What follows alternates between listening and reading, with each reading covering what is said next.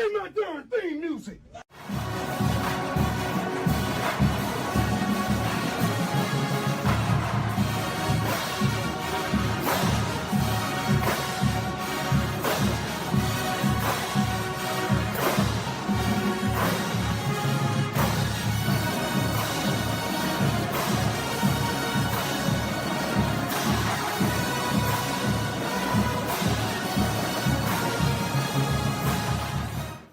Good evening, good evening, good evening. Welcome in, everyone. Thank you for taking the time out, whether it be your first time, your last time. Thank you for taking this time and being here with us tonight. This is a special episode of Timeouts and Tangents since my guys on the Geaux Team are in YouTube jail. So we are live from the inside, a locked up edition of our Crossing Stream episode. Thanks to this guy. Locked up edition. I got y'all's permission before I did it. I threw out the consequences. We knew it was coming. There was a hashtag no consequences. Look, I want to say real quick, I'm so grateful that we have Zombie Bob back on with us tonight. I haven't had Zombie on the same screen since you and I did our stream together a couple weeks ago, man. It seems like 100 years ago, right? It seems like forever ago, man. Right, so I'm so grateful to have you back in the building. But before we really get the show started, there's two things I really want to start with. First of all, how about USA, goddammit? It's absolutely. A great day to be an American, right? Absolutely. The women's team wins in overtime for gold, and then the men double back for gold in overtime again. And then Jack Hughes with the greatest photo of missing a tooth, bloody mouth, just looking straight, blue-collar, hard-working, grit American as you can get. That was Straight out of Hollywood, right? I showed that picture to my wife, and she goes, "Ooh, what happened to him?" I go, "That's the face of a winner right there." Yes. And then we got Chip on the screen. He's already feeling very patriotic. My guy has got on his red, white, and blue all the way ready to roll. And I don't know if he has on pants in this one. I do. At least he's got a shirt on. You know? I got shorts on. 6-inch inseams, though. 6-inch inseams. Oh, and they're lower right now. They're like 5-inch, 4-inch. 5-inch. 5-inch. Oh, wait. There you go. Sky's out, thighs out. Look. Sorry, I have good legs. Sorry. We got one show already on lockup. We don't need to get the other one locked up too, Chip. You gotta watch it there now, brother. Watch it there now. I had pants on when I did the thing today. Just in covers. Hey, AP, I have some information for you. If you ever find yourself in YouTube jail like we are, if you get flagged for copyright infringement, you have to go to YouTube's copyright school. Really? Yes. So I had to take a class today through YouTube. It's one of those like videos, and then you have a question at the quiz. A quiz at the end of it. The video was like 10 minutes long, and I'm like, I'm not doing this. And so I just skipped to the end. I'm not going to say it out loud. You watch the video. Okay.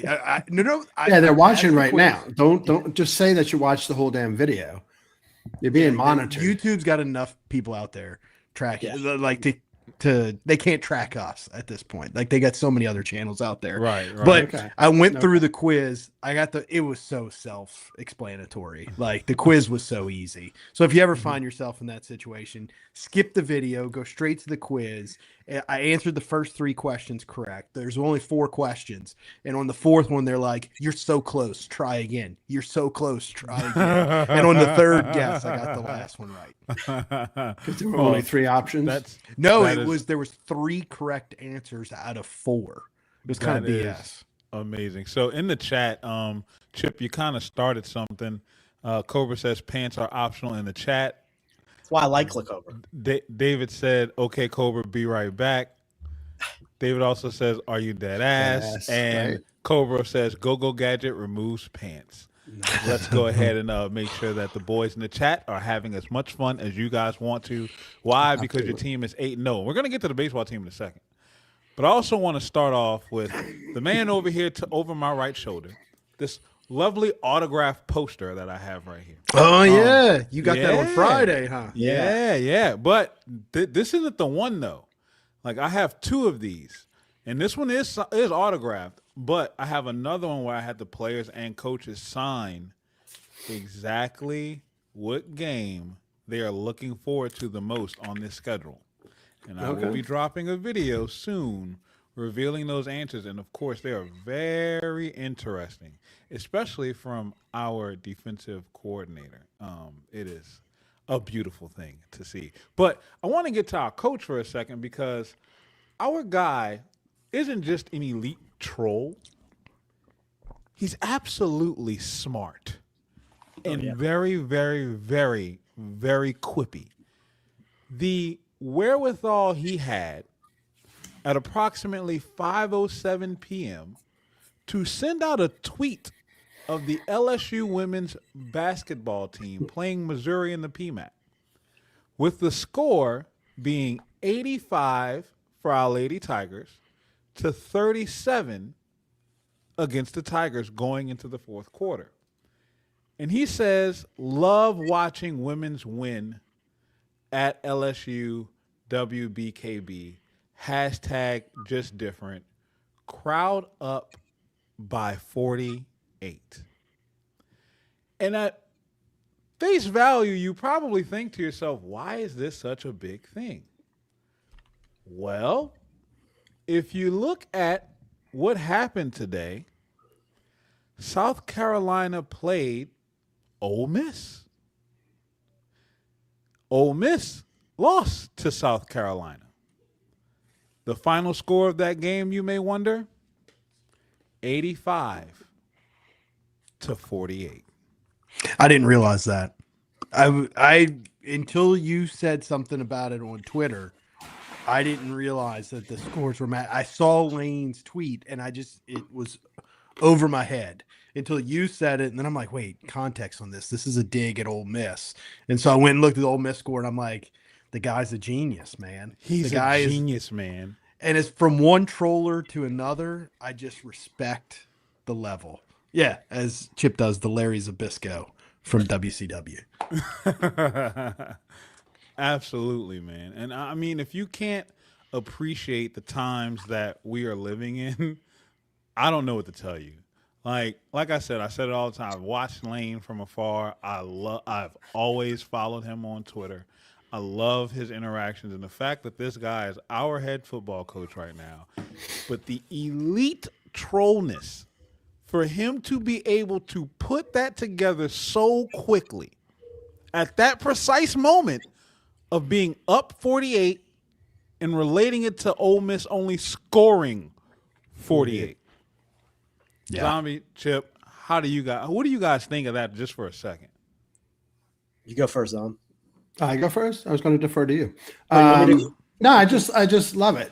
Just he's attuned to it. He loves it. He revels in it, and he knows that we revel in it and just eat it up as well. So it's just a master performance. It's timing, man. He's got great timing. He's so self-aware with what's going on around him. It's just crazy. Yeah, he's brilliant. Hey, Zombie, you think Brian Kelly would ever done that?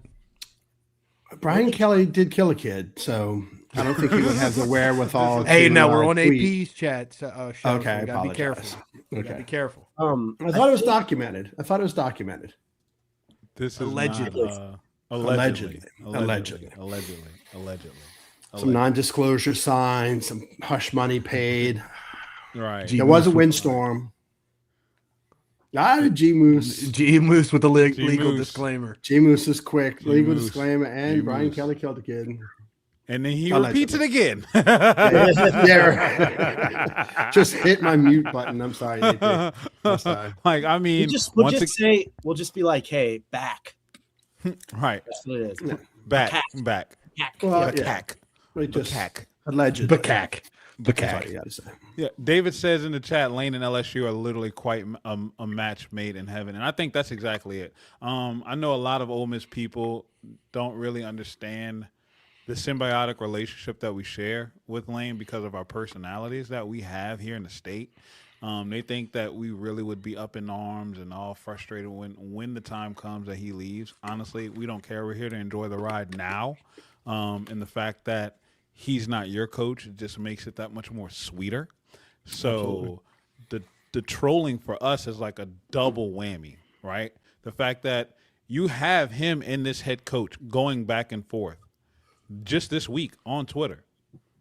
And the moment you drop the ball, he doubles down to remind you, yeah, we didn't not only just whip your ass and packed out your house, you just went on the floor and you couldn't even score for as much as we're beating the next team's ass by. Right.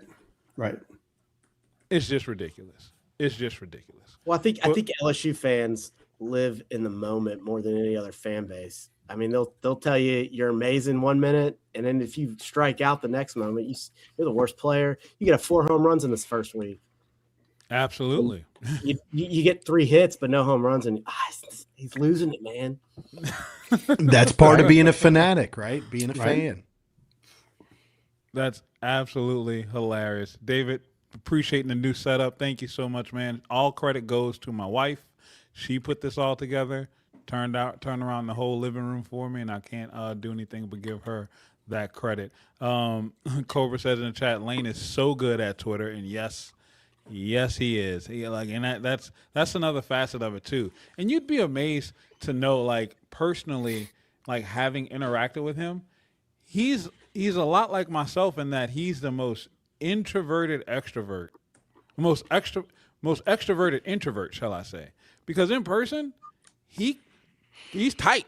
Like he's barely smiling. He's barely talking. You got to find a way to break through his wall, and like once you do, then he opens up.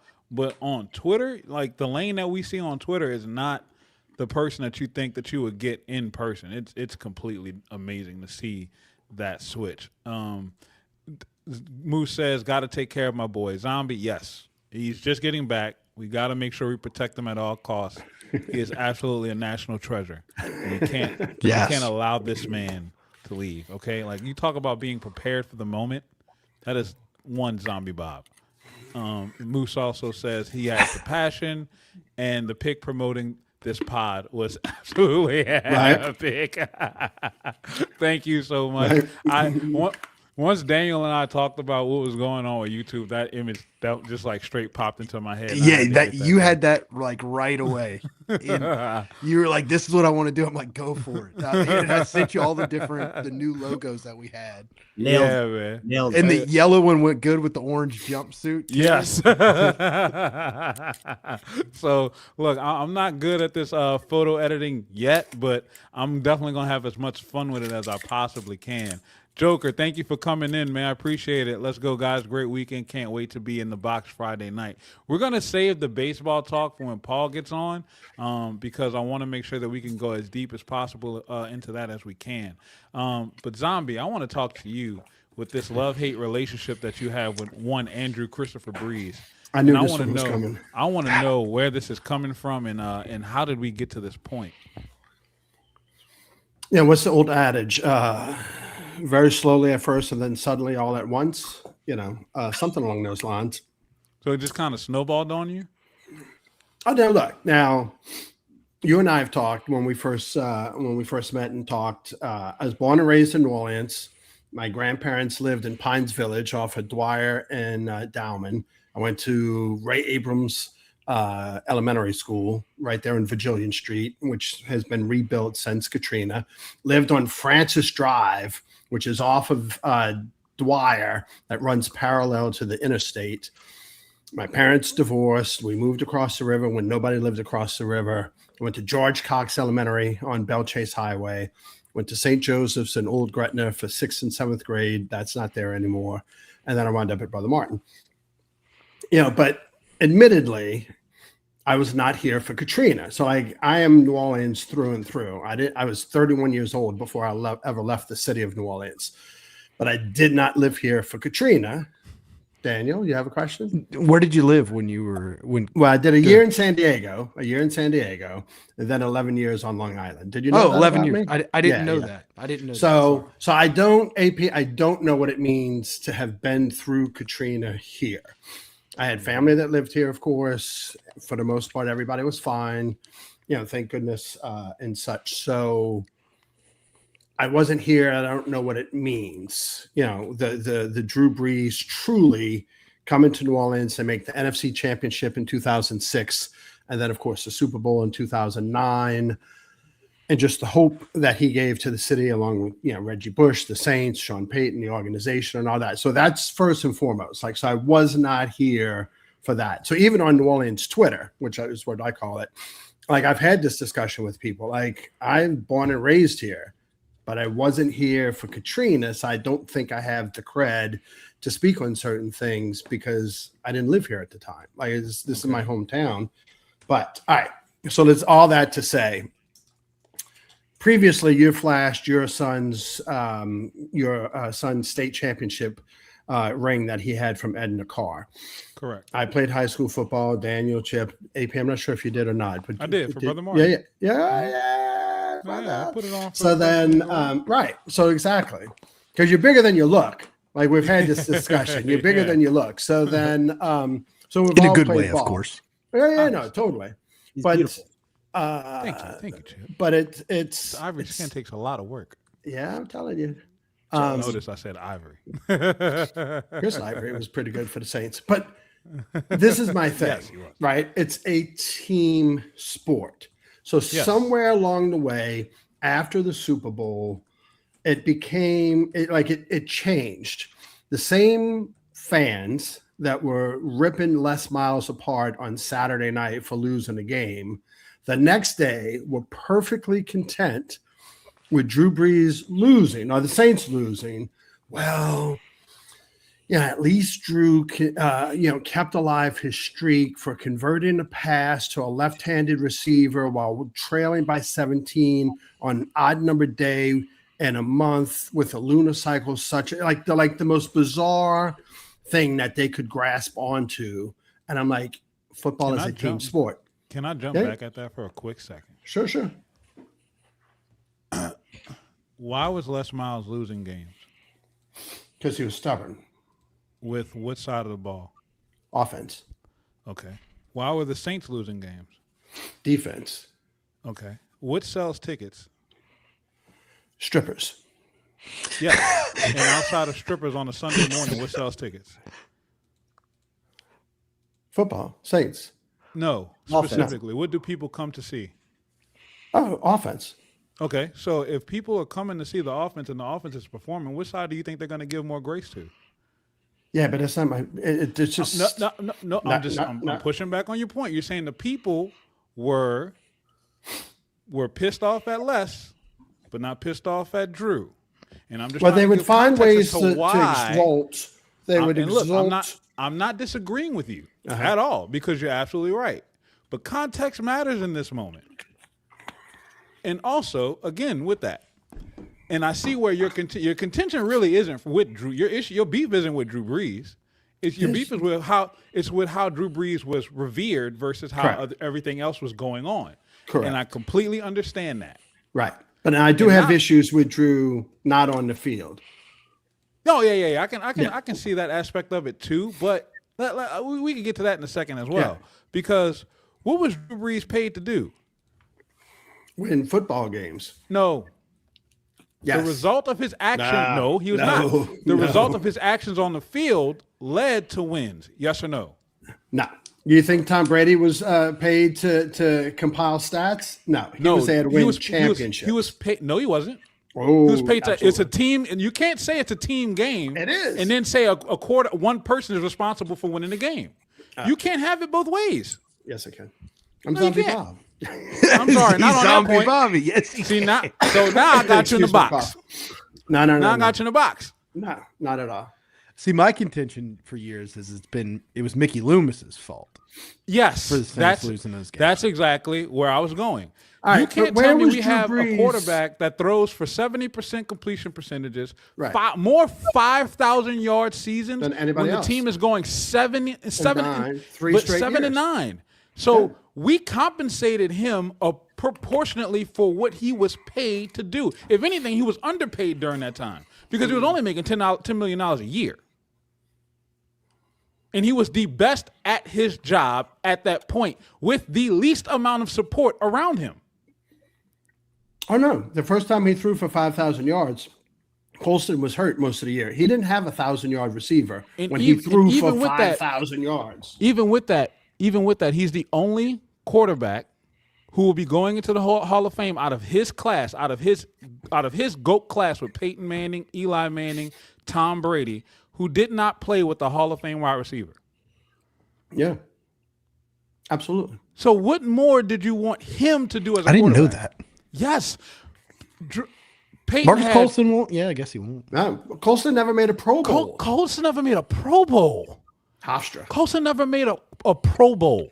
But he was awesome. This is how much of a. He was very. He's going to go down as one of the more underrated. How did he never make a Pro Bowl? Underrated. Shedeur Sanders just made a Pro Bowl. Thank you. That's how much a Pro Bowl is a joke.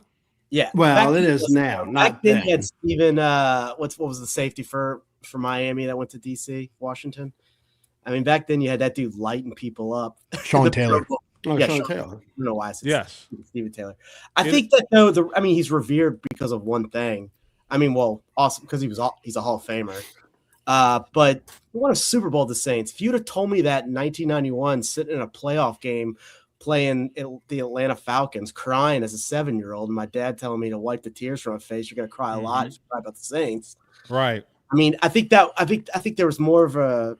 I mean, more likely. I mean, you never would have thought the Saints would have ever won a Super Bowl. They won a playoff game in 2000 and then didn't go back. How about not even? How about not even win? How about be on the stage to compete for? You were competing for 3 Super Bowls. Yes.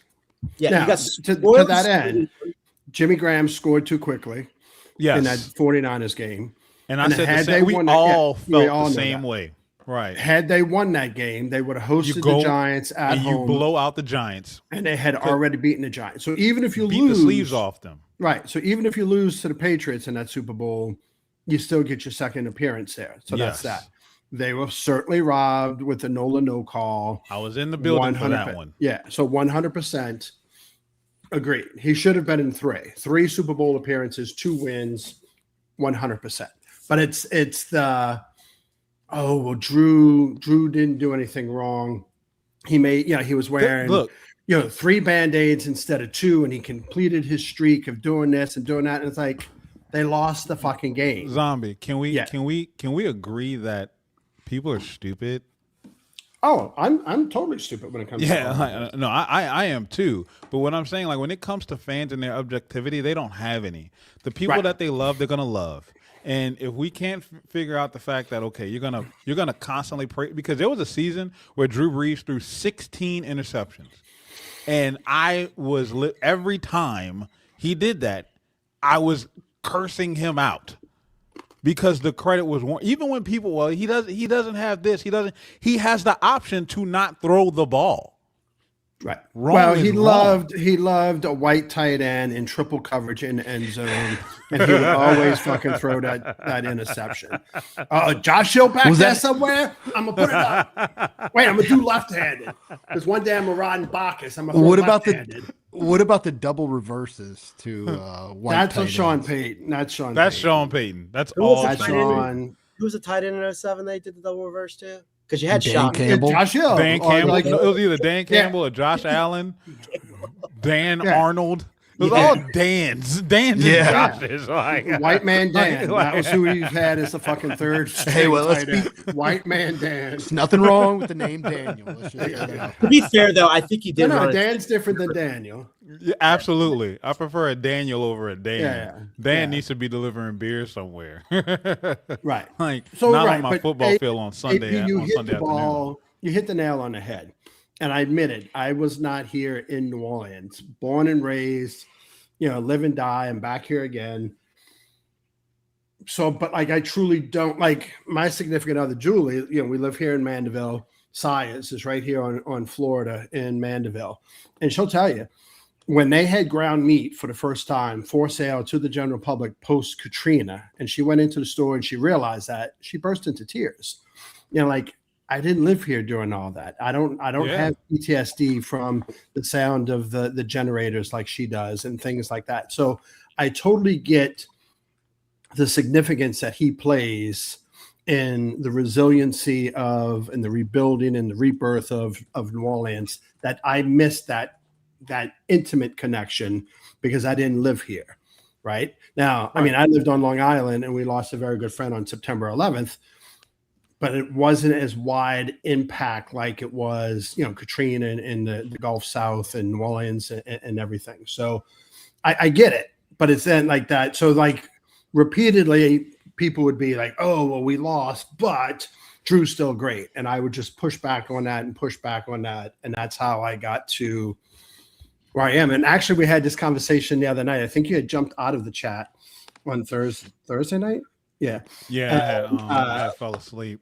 No, you're fine. I get boring sometimes. And, I wasn't and I tend to ramble, but, when I started my trucking business, 99% of all of my passwords, capital H, the number 8, hate, lowercase, all lowercase, Drew Brees. That like you could have hacked all of my shit because it was hate Drew Brees. And it didn't even deserve to be capitalized. It was all lowercase. That's so how you much got pushback. poisoned. You got poisoned by the well. No, 100%. I don't think you can be the king of Carnival if that's your password. It's not anymore. I don't have a trucking company anymore. Do you still use I'm that password for anything else? No. Yeah, I would hope not after doxing it on in front of No, 60 yeah. Oh no, people back in the day, future you could have gotten viewers. into all of my stuff because everything was hate Drew Brees, lowercase. 100%. Bevan in the Bayou says in the chat, being in the dome for the Nola no call scarred me as a Saints fan. All time worst moment for me. Look, I was there, Bevan, and I can tell you right now, I had never in my entire life heard the city of New Orleans so silently quiet. It was eerie how quiet the city was walking from the dome. 2 times. I mean, back-to-back years. I was there for both. But, I mean, I wasn't at the Minnesota game, but that was also I was there too. Drop in the city. I was in the end zone that Kyle Rudolph No way. the touchdown. I'm talking about when they the past. I'm sensing a trend or a pattern. I'm talking about 2017, 18. Yeah, AP, we need to wasn't get you there in out of 20. Saints playoff games. So I wasn't there in 20. So mind you, when I showed up this year to the Giants game, we won. That's all I'm saying. So you want to know? All I'm saying. That's all I'm saying. That's all I'm saying. I think I've told you this story, AP. I was living in London for the Nola no call. So I had a VPN or something. I'm listening to the game, watching the game, whatever it was that I was doing, up by myself. Saints get robbed and devastated. And my now ex-wife, the next morning, it's like, how'd it go? I'm like, oh my God, like they got robbed and blah, blah, blah. And she's like, yeah, okay, sorry. And like totally didn't give a shit, right? And like literally 3 days later, she comes home from work and she's like, I mean, the Saints really got robbed the other night. I'm like, no fucking shit. Like, she's like, no, like the guys at the office in London are like, they're asking like, are you okay? And I'm like, they got robbed. They should be in the Super Bowl. Well, I mean, they said that it was really bad that, like they got robbed. No fucking shit, bitch. Like, no wonder we eventually going to get divorced. Like, are you kidding me? I told you this, 96 hours ago. Yeah, so it took somebody else to tell you this before you actually accepted it. Yeah, like I said, we were on our way. So, whatever. The communication wasn't there.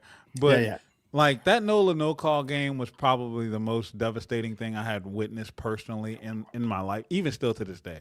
Because once again, guess what?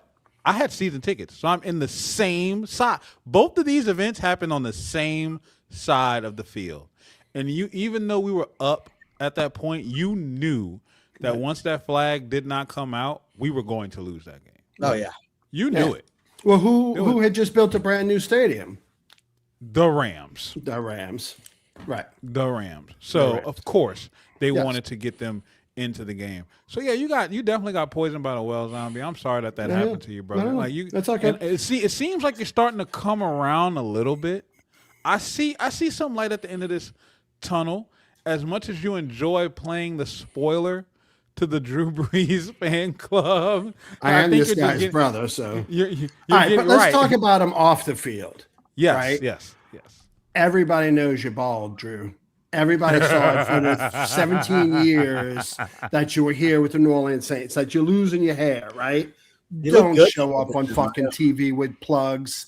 Like, just be yourself, you know? And the two that absolutely kill me, AP. One, remember the Saints like had a scrimmage, the end of training camp scrimmage in Tulane Stadium, and Drew Brees walked home, and he had Jimmy John's delivered to him on a corner of such and such and such and such, and I'm like, give me a fucking break already, like, you know. And then one time for Father's Day, there's an article in the Times-Picayune, which means advance notice, a photographer, and a reporter, right? So Drew Brees helps young children shop for Father's Day. Did he buy anything? Shaquille O'Neal doesn't walk into a store without buying everybody something, right? Gail Benson, for all her awards, credit. Right. Gail Benson is very well known for paying off layaways at the Tchoupitoulas Walmart and different things like, and all this. But all the article said was, hey, kid, I think your dad would love this big box of paper clips. Didn't buy it for him. Hey, son, go buy this used fedora. I think your dad would really like this. Or perhaps this little fidget spinner. You know what I'm saying? It's like, it's such a fucking fluff piece. Buy the fucking kids something and that'd be fine. But like, who fucking cares? And again, I don't have the emotional connection to Drew Brees that people that lived through Katrina and were here for all that. Boom, boom, boom. I get all that. Like, right. But here's my biggest one. I had a really good friend of mine, and I still have a very, very good friend of mine in New York, Mikey, and huge Yankees fan, right? Had tickets behind home plate. He's in a wheelchair. So like one level up on the concourse every Friday night home game, he and his brothers and his friend. Alex Rodriguez gets traded to the New York Yankees. I hear you. So then, but like the Yankees, A-Rod gets traded to the Yankees, and my huge Yankee friend Mikey, he's like, fuck this mother guy, fuck him, boom, boom, boom. And it's like months and months go by, and I'm like, I don't understand the hate. And finally, he said to me, Alex Rodriguez makes too much money to have a wife that is as unattractive as his wife is. And I'm like, well, there it is, right? Now, I'm not saying Mrs. Brees is not attractive. What I'm saying is Drew Brees made too much money not to have intelligent people around him. So when there was this whole controversy about kneeling during the national anthem and all that rage and everything, he makes too much money to be this fucking stupid, right? The two of us could have put out a statement, boom, just like that. That was perfect in every way, but he totally fucked it up. I have a flag right here. This is our grandfather's flag from his service in the U.S. Navy for World War II. That's him and his class right there. Drew Brees said, I hear the national anthem. I think of my grandfather who served in World War II. Perfect. Nobody's going to shit on you for that, right? But he didn't take the next step, right? He just said, period, end of story. So then half the country said, yeah, and half the country said, fuck you, motherfucker, right? Right. What he should have said. So then he comes back out the next day and corrects himself. So the people that were cheering for him the first day say, fuck you now. And the people that were still pissed off at him were like, you should have said that yesterday. Right. All he had to say was, this flag, this national anthem reminds me of my grandfather, for whom I have great respect and great love, great admiration. But I do not know what it's like to be black in the United States of America. So that's why I want to form a committee with Cam Jordan and Demario Davis and other leaders within the organization and the city, because I think we can work together to make this better for all of us. It's a fucking PR home run. It's so fucking easy. And he fucking flubbed that whole thing. And I'm like, oh my God. And then he shows up on TV with hair. And I'm like, oh my God. You know, like, come on, dude, just be authentic. So, all right. This, let me put a disclaimer out there. Let me put a disclaimer out there real quick. Two things. One, I don't know if y'all realize this. I know I said I had ivory skin earlier, but I'm really a black man, okay? Get out. Well, I didn't realize that. Yeah. I'm a black guy, okay? That's one. Two, athletes aren't smart. But he makes too much money to be. Hold on. Once again, just because you have money, you still have to be smart with the money. Somebody around you should be smart. So you got, but it's still on you to pick the smart people. No. Like, so let's. I think we as people, we as fans, we put these athletes so high on pedestals that they got to get every single thing right. I don't. What somebody does in their personal life, I don't care. I don't watch you to hear what you think. I don't watch you to hear what you have to say.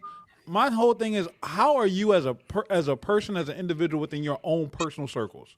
If you're out here beating people, robbing, stealing, cursing out, doing things that I wouldn't value as an individual, then I can't support that. However, if you're just a genuine good guy who does stupid things from time to time, cool. Make sure you don't throw an interception on Sunday, please. Yes.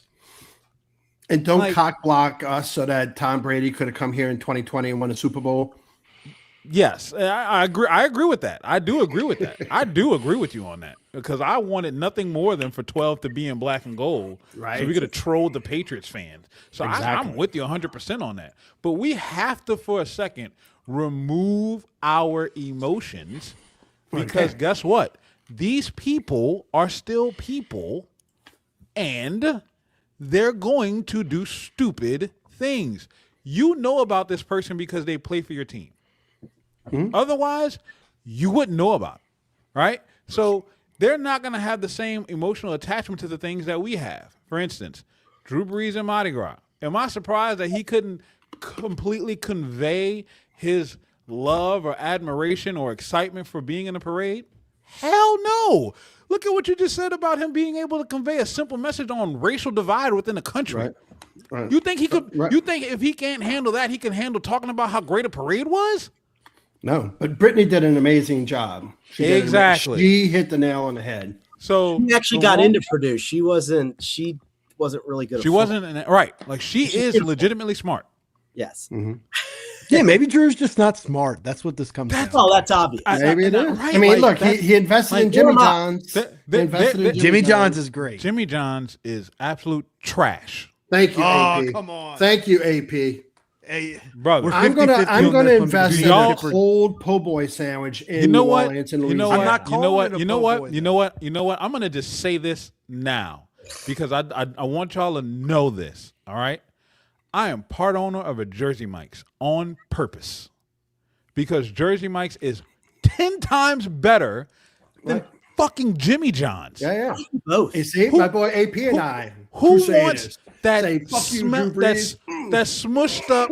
I'm not saying all that. Who wants that smushed up ass, half rolled, pre-cut sliced meat, unfresh shit? Then you could take that AI slop of a sandwich and enjoy it the rest of your life. That shit is garbage. I do like Jersey Mike's too. Yeah, I do too. I think Shout out to my boy Lon in the chat. Jimmy John's is a corpse sandwich. You are absolutely correct. Jersey Mike's is good. I like Jersey Jimmy Mike's John's as put well. so much meat on the sandwich, it's ridiculous. Come get your do. money's worth, okay? Like, what are we talking about? We're comparing right now getting a burger from Chili's to getting a burger from McDonald's. Like, I got two counter arguments. okay, go ahead. I'll hear you. My two issues with Jersey Mike's. Chip selection. I'm just a plain like kettle chip type of guy. I can't get that at Jersey Mike's. Miss Vicky Sea Salt. I don't like Miss Vicky's sea salt. That's your personal problem then. The chip selection isn't as good as just a regular. That's your personal Jimmy problem. Like, John's. we carry every other single thing- chip that every sub shop carries because we have to carry what they're carrying. It's a competitor's market. Chip's You gonna not hear me like out the on chip, this. The chip people like are making sub sandwiches. Sub shops G-Moose carry these chips. Chip's gonna agree with me on the next one.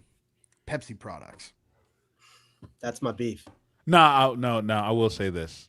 I will say this. I do agree with the Pepsi product thing. And they always have cherry Coke. With that said, Cherry Coke. with that said, the amount No, of I meat do have you get cherry on a Pepsi. I carry cherry Pepsi on mine. Cherry go. Pepsi I have it on the fountain. It's fine, but cherry Coke And in a to bottle. me, it's just good. I don't know at Jimmy John's, but But I Jersey Mike's does put way more meat on your sub. I mean, And it's Jersey not a Mike's po' looks like boy. the old We Never Close on Chef Howard with the meat they put on them. You are absolutely. If you know New Orleans, you know We Never Close. At 100%. My old man would be like midnight after Saturday Night Live on a Saturday night in Pines Village in the 70s, early 80s. The old man would be like, hey, come on, we're going to get a roast beef po' boy at We Never Close. And we would go to We Never Close and we would get fucking sandwich po' boy. I grew up in Baton Rouge and would hear stories about We Never Close and how he was aggravated. There was nothing similar in Baton Rouge. Yes. Now, AP, I started my trucking company in 2012, 2013, and the truck yard that I had my trucks leased on is out on Old Gentilly, right by the Danzinger, right by Jordan, right there, right? Mm-hmm. And so we would go to, Natal's on oh my God, best fucking gumbo in the whole fucking city. Oh my God, on a cold day, Natal's, right? So we'd go to Natal's for lunch. I'd go buy everybody lunch. But then I'd go further down, and it was an old, like, Burger King, McDonald's building that had gotten washed out, and We Never Close opened up in there. And I would go get fried shrimp po' boys. And we'd be in, there's only 3 guys in the office. Loaded. So, like, loaded. And I'd have truckers walk in, and I'd look at my desk and the po' boy on it, and like, where in the hell did you get that? I'm like, We Never Close.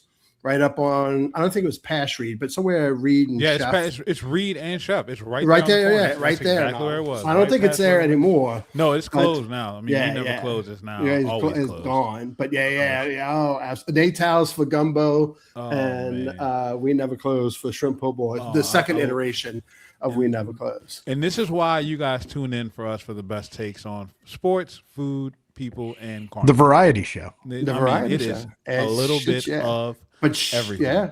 Shout out to G Moose. Can I say a few things? Absolutely, Chip. The worst moment. I mean, okay, well, I'll go with this. At least he's not Mark Sanchez. That dude had some weird hair when he came on, and he stabbed somebody. Yes. Wow. Yes. True. Yes. True. And ran in the back of someone's ass while trying to get a 4th and 1. Yes. Butt fumble. Right. I think Daniel and Daniel was pretty mad after the loss to the Rams in 2000. Was it 19? Yeah. I remember that night. I wanted the podcast because we were doing the podcast back in the day, and Zombie Bob was too. It was the most. Didn't even want a podcast I've ever seen, but I think it rivals some of World Cup calls that used to happen. But I think the worst part of my life was TJ Yeldon catching a screen pass in Alabama in 2012, waltz in the end zone. And you're just like, man, if you just had Tyrann Mathieu, then he one-hand intercepts it and takes it to the house. Or at least makes the tackle. Yes. Yeah. Who whiffed on the tackle? I think it was Jalen Mills? Jalen Mills. I think it was Jalen Mills. Jalen Collin or Jalen Mills. Yeah. Jalen Mills, maybe both. There was a couple. Yeldon a couple guys. But what's Yeldon? But someone had an initial tackle. Like they had the tackle. They had him. It was a linebacker. It was a linebacker. Had him dead to rights, and he just put his foot in the dirt and made him miss, and he ate grass. Ryan Baker or Lamine Barrow probably.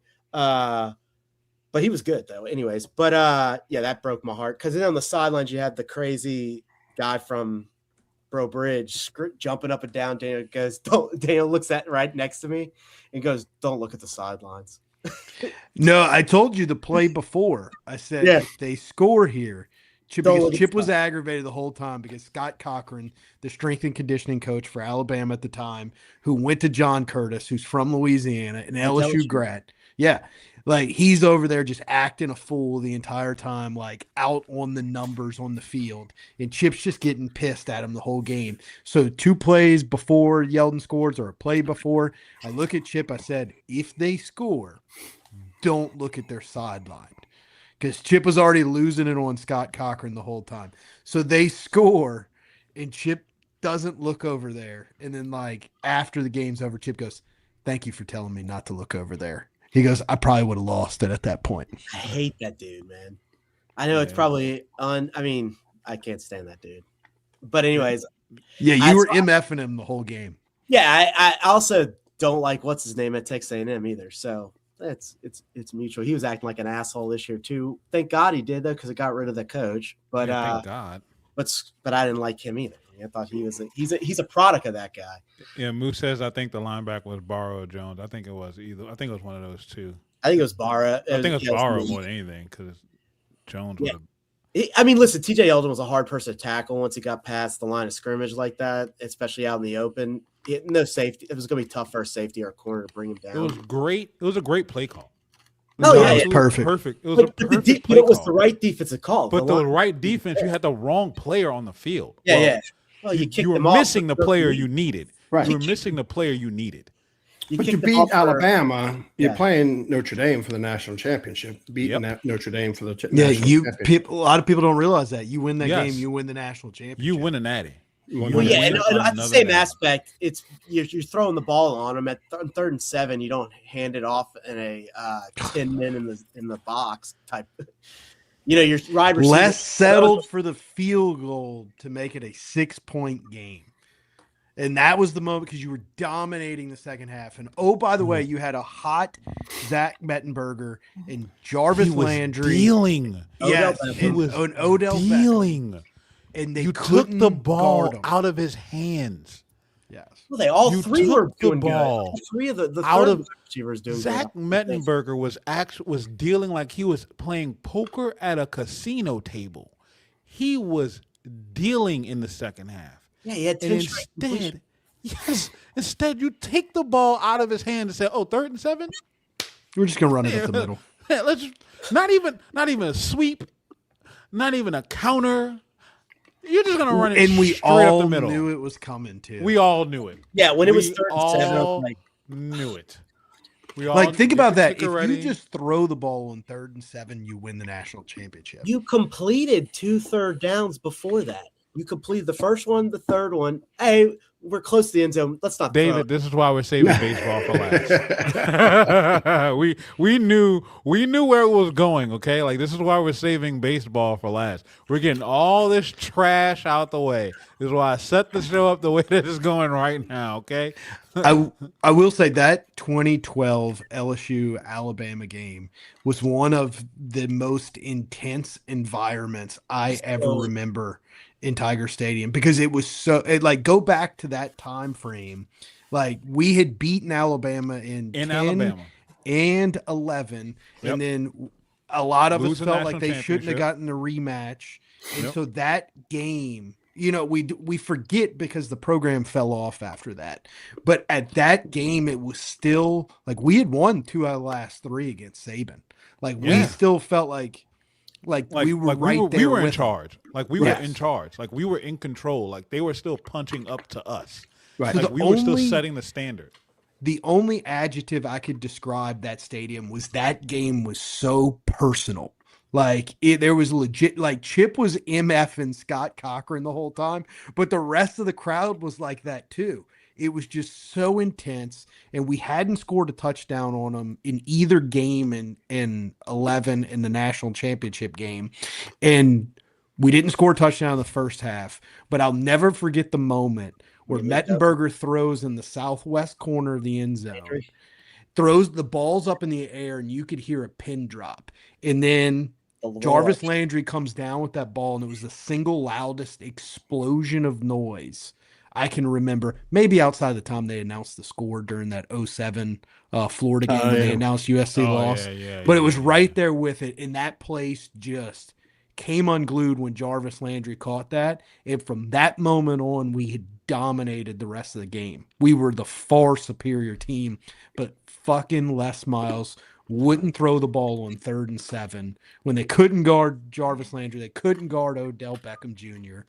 Well, to end the third quarter, you threw the waggle to the fullback Copeland, and he breaks. Yes, no, JC was good. JC, I remember we were in the aisle because our seats were on the concourse, and me, Chip, and your dad and Ernie were with us, right, Chip? Yeah. And we're just when Copeland goes 50 yards down the sideline.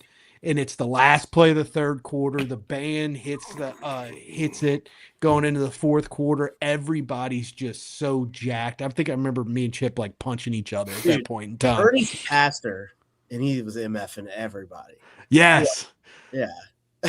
Bro, look, like that. People fail to realize, like those times that peak of LSU was a seminal moment, because if you win that game, you're setting yourself up to go on the run that Bama went on. Right. And you're still holding them off. And it's the story of Les Miles' career just getting in his own way. Mm-hmm. You had the more talented roster. You had the better offense. You damn sure had the better defense. You made a decision to kick Tyron off the entire team. For a medicinal drug. For like weed. Yeah, it's that insane. the whole team was smoking.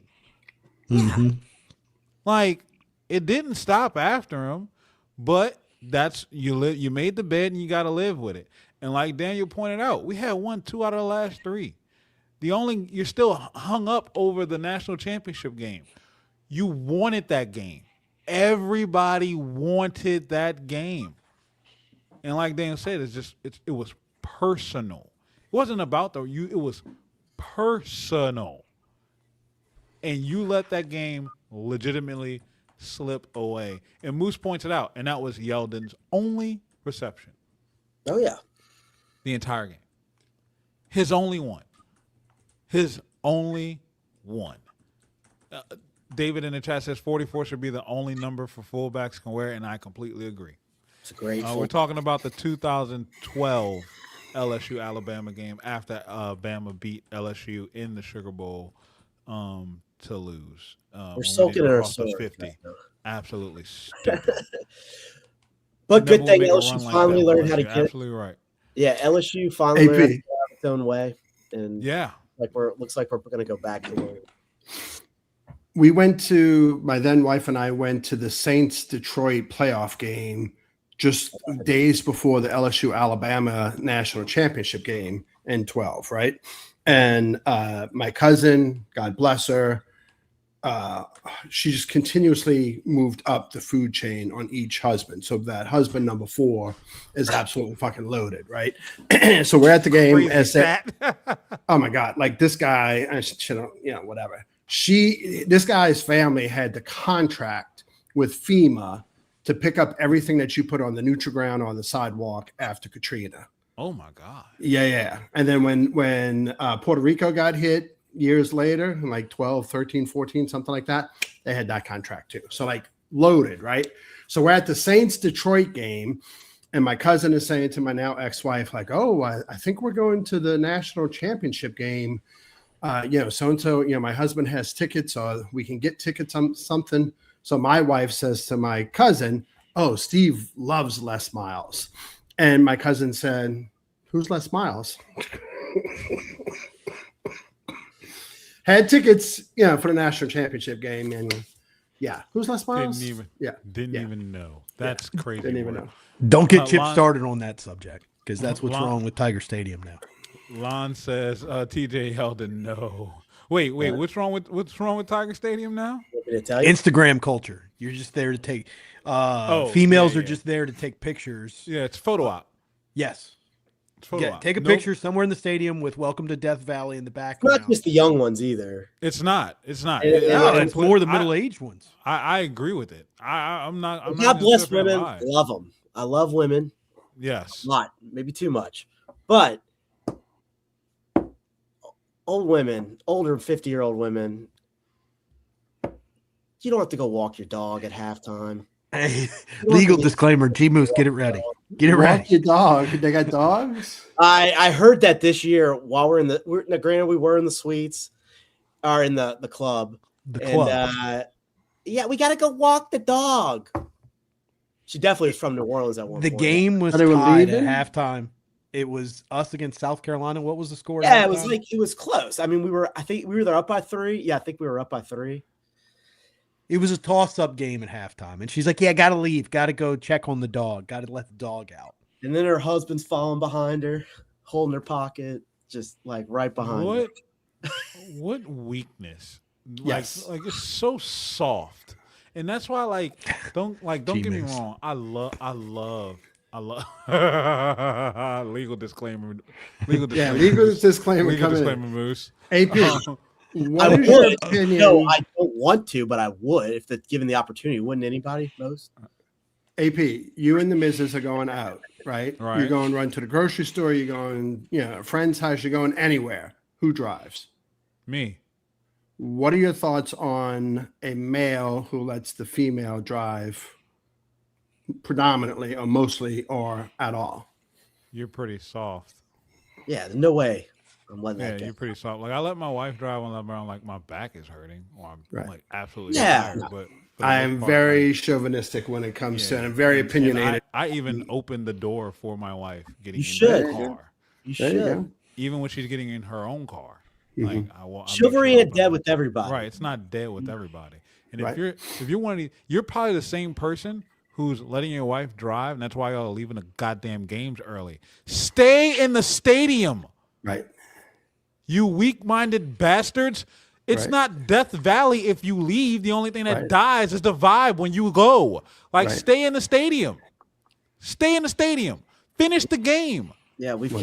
cashed out all the Zalman's people, man. They've all been cashed out of the game. They're the ones There has been a lot of those people up and down the river that have been priced out. Hey, I know. I know a guy. I know a guy. I was trying to steer it the other way.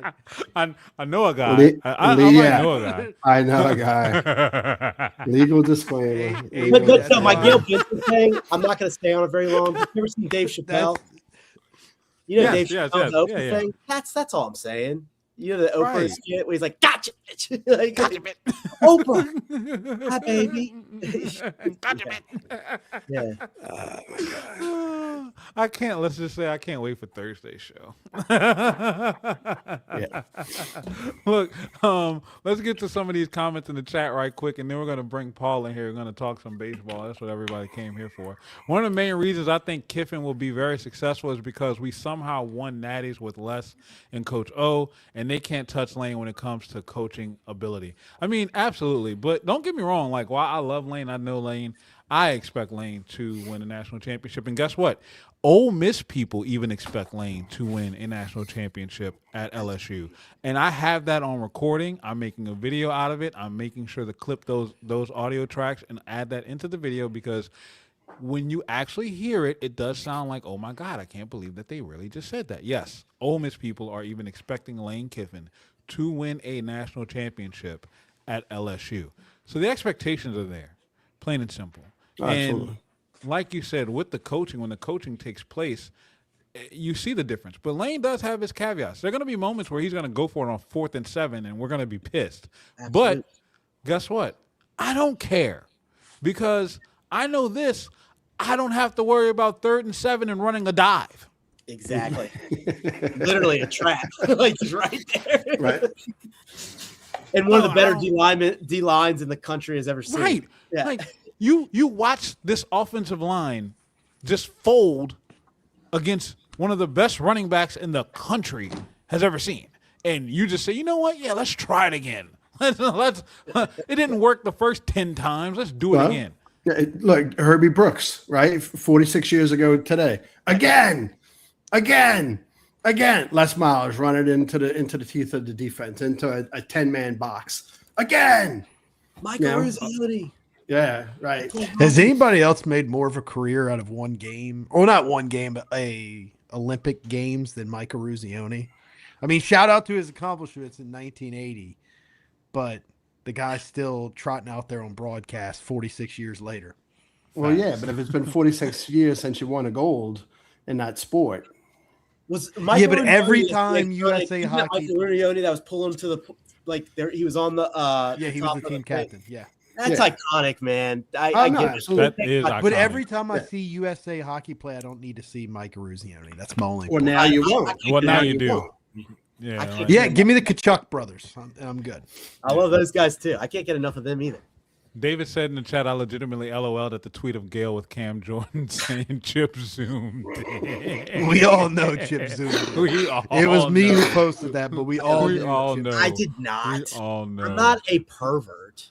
I mean, There's nothing perverted about that. is that what? Wait, Daniel, I'm starting to put I mean, two and two she's a together. babe. Daniel, I mean, Daniel, I for think I like- just put. I she's think a I babe. just put 2 and 2 together. That's why Chip didn't have any clothes on during his pick the click. Oh God, I did have clothes on. It was zooming. I have He no was zooming in. problem. It was He was zooming in. But yeah, I had clothes on. focused. He was What's zooming wrong with in. being androgynous? Alon says in the chat, 2012 LSU Alabama was a classic, but we don't like to look back because it hurts. And man, I forgot that loss cut us a title. Yes, it absolutely did. Babin in the Bayou says an Ole Miss fan on one of my TikTok videos said we would go 3-9 this year. Look, a lot of these for about 500 of these. I'm not gonna give them that much credit. For about 50 of these Ole Miss fans that are really out there, because I think it might just be like 10 people running like 7 different accounts. For the 50 that are out there that think that LSU are delusional, there are actually like 5 or 10 that are really good people and very objective. Like they see what it's hitting for. They know that historically LSU is a better job and a better program than Ole Miss. It's why I tweeted earlier, yesterday as a matter of fact, they shared a poster that's hanging over their gate of Jaden fumbling. And I reposted that and I said, imagine LSU having Ole Miss anywhere outside on campus. I meant to put outside. I forgot to put the word outside. And somebody then, that tweet itself has almost 90,000 views and a bunch of impressions. But in the comments, somebody posted the picture of Aaron Anderson scoring the game-tying touchdown before he walked it off with Kyron Lacey. Well, I reposted that, and I said, yeah, that's inside the complex. You know what else is inside the main football ops building? And I posted the selfie that I took with the Heisman. No more comments after that. Because y'all just don't understand that it's different. Y'all are celebrating a moment that just happened 3 years ago. A moment. Like, you put that up as a banner moment. A fumble in a game. Because you know why? You don't have anything to hang your hat on. If Jaden fumbling against you in the year that he won the Heisman is your biggest moment, then it sucks to suck, brother. Right. Plain and simple. David said, I'm going to be quiet for a little bit while I write, but I'm still listening. We got you, man. And, Bob, make sure to remind Paul that you and I have one pick to click, and he hasn't yet. We definitely will get to that because Nostradamus is still the man. Nostradamus. Right? We need to put that on a hat. I'm telling you. Look, I just remember who Bob knows.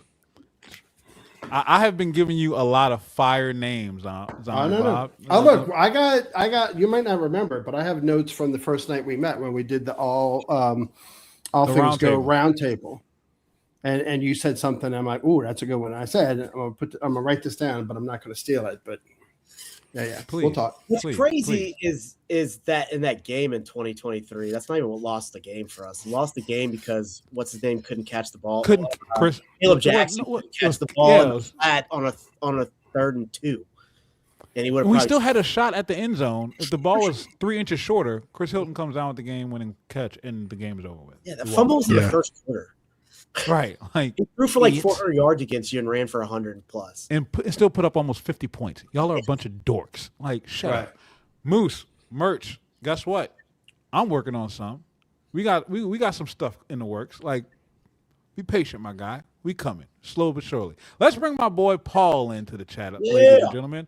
Paul Jarrett, baseball man extraordinaire. Oh, look at that. A round of applause. That is a background right there. You see him, huh? Yeah. You hear me? Yeah, now we can. The national anthem. Did not go as hard as I played.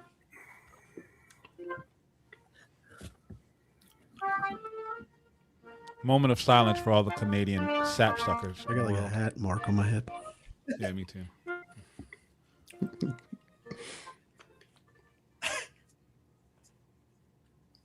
Now I don't hear it. Now we don't hear it. We're losing it, Paul. We're losing it. Give up. The bit's over.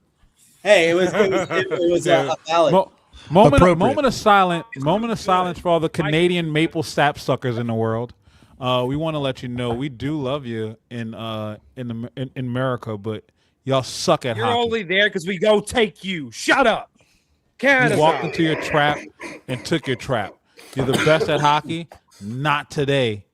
Damn You it. did burn down the White House. I'll give you credit. but you're only here because we allow you to be. How we doing, guys? Doing good, Paul. Hell of an intro, man. So let's get to the meat and potatoes of this thing. Yeah, Your listen, LSU Tigers. One, before we get there, y'all were talking crap. We got to fix this. One, AP thought he was going to have a better background than me. Oh, I'm He still threatened working. me. Look what I did. Two, Because you know what you don't have yet?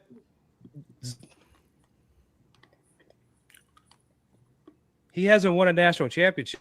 He won 5. I don't care. Thank He's you. not on campus right now. Anyways, He doesn't make 90 yes, million. he is. He's a block from my house. Also, Zombie has a pick to click. He's hit. Congratulations, Nostradamus. AP don't. Nostradamus. I'm going with my trademark.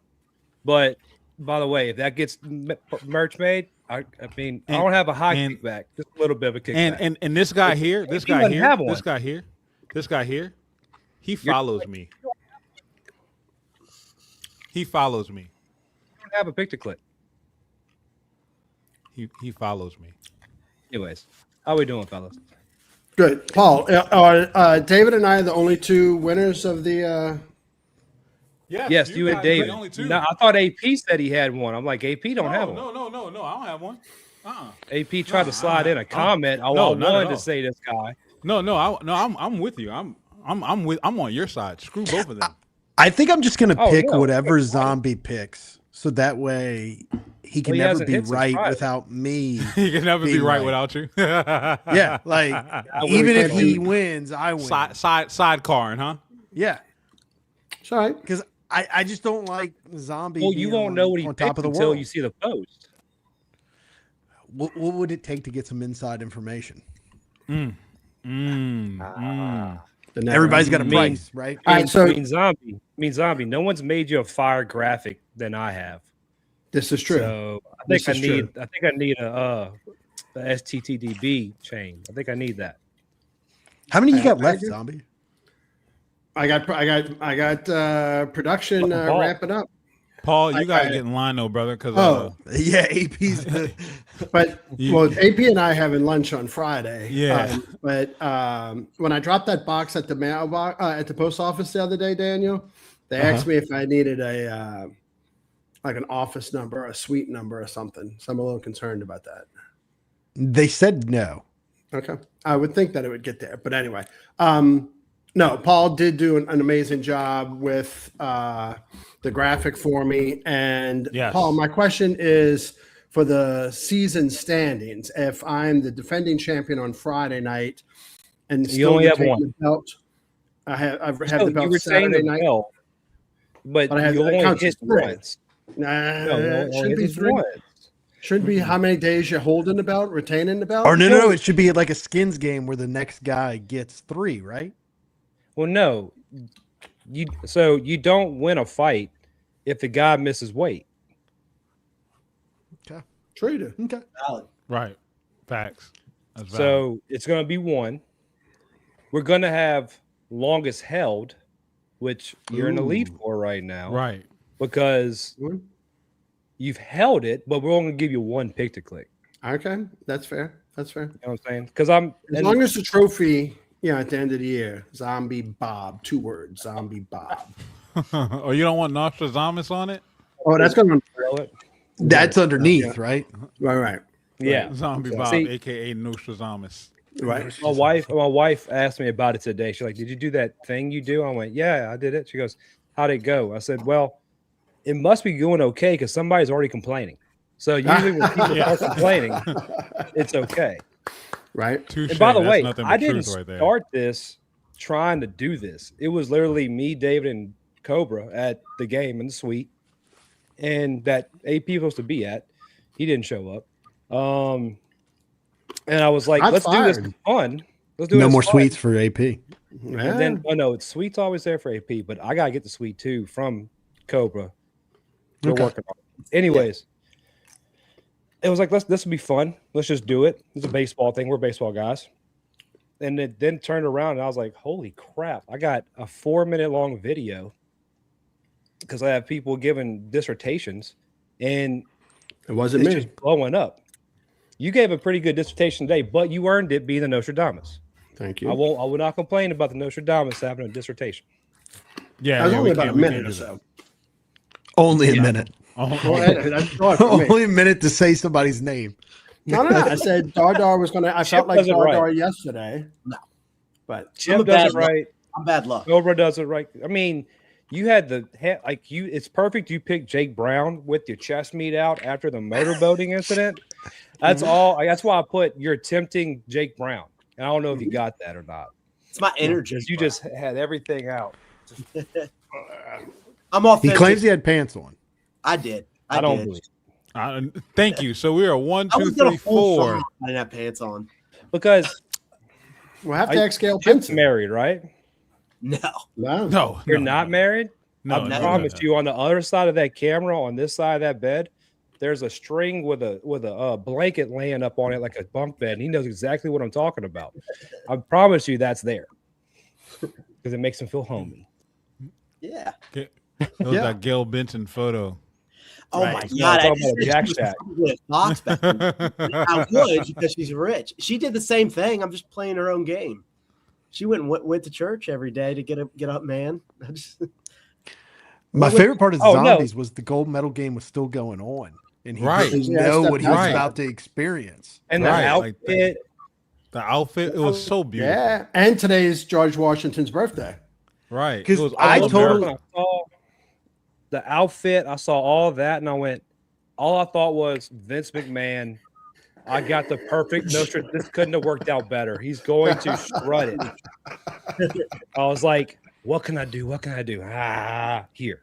Because I didn't know if he'd go for it.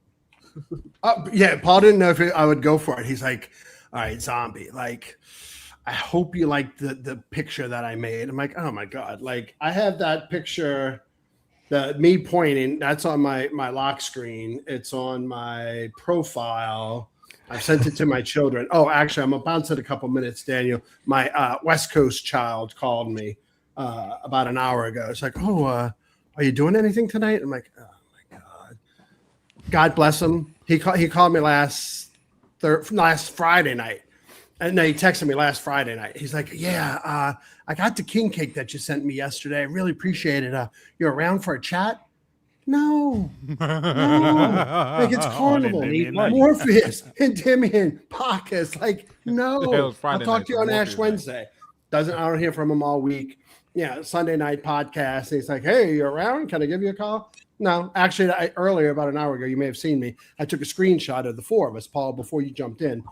I'm like, no, not available, podcasting, but I'm a bounce in a before minute. you go, and, give him a Let's call. see how confident Nostradamus is. Do you want to stake your claim today No. for your pick? All right, cool. Hey, You're you're thinking about Daniel. You're thinking about Daniel. I appreciate the offer, Paul, and I don't want to be brash. You're the star right now. I'll give it some thought. Yeah, especially now that Now that you know I'm entertainment- going to try to shade you. You can pick the same as I do. You're just not getting ahead of me, so that's fine. You can ride. So my you're going to coattail. wait till the last minute to submit yours. Well, nobody sees each other's videos. I get them. All right, I'll just hack into his Daniel's going to iCloud. work a I'm going to hack side. into his iCloud. Yeah, no, I'm gonna start Paul, looking just at like I'm gonna start looking. Daniel paid you somehow with appearances. I was about to or say, whatever. what's the fastest turnaround with Zombie from almost banning from the chat to now Yeah, he's right? like, Paul's my favorite. Yeah. All you got to do is tweet at Zombie Bob and compliment him on his good looks. Yeah, And then he'll turn around right. Or Flatter I him. know Paul. good looks, just awesomeness. You know, It doesn't I just have to wanna be comment- confined to good looks. I just I mean, want you're one not thing good looking. I like before, but I know you said you might have to go. But before you go, Zombie, I just want to say, everybody else on their lock screen on their phone usually has their family, their animals, something like that. Zombie Bob, picture of himself. Well, I just did change it, but for the longest time, I had my significant other and my Christmas wish or birthday wish. I had two females on my lock screen.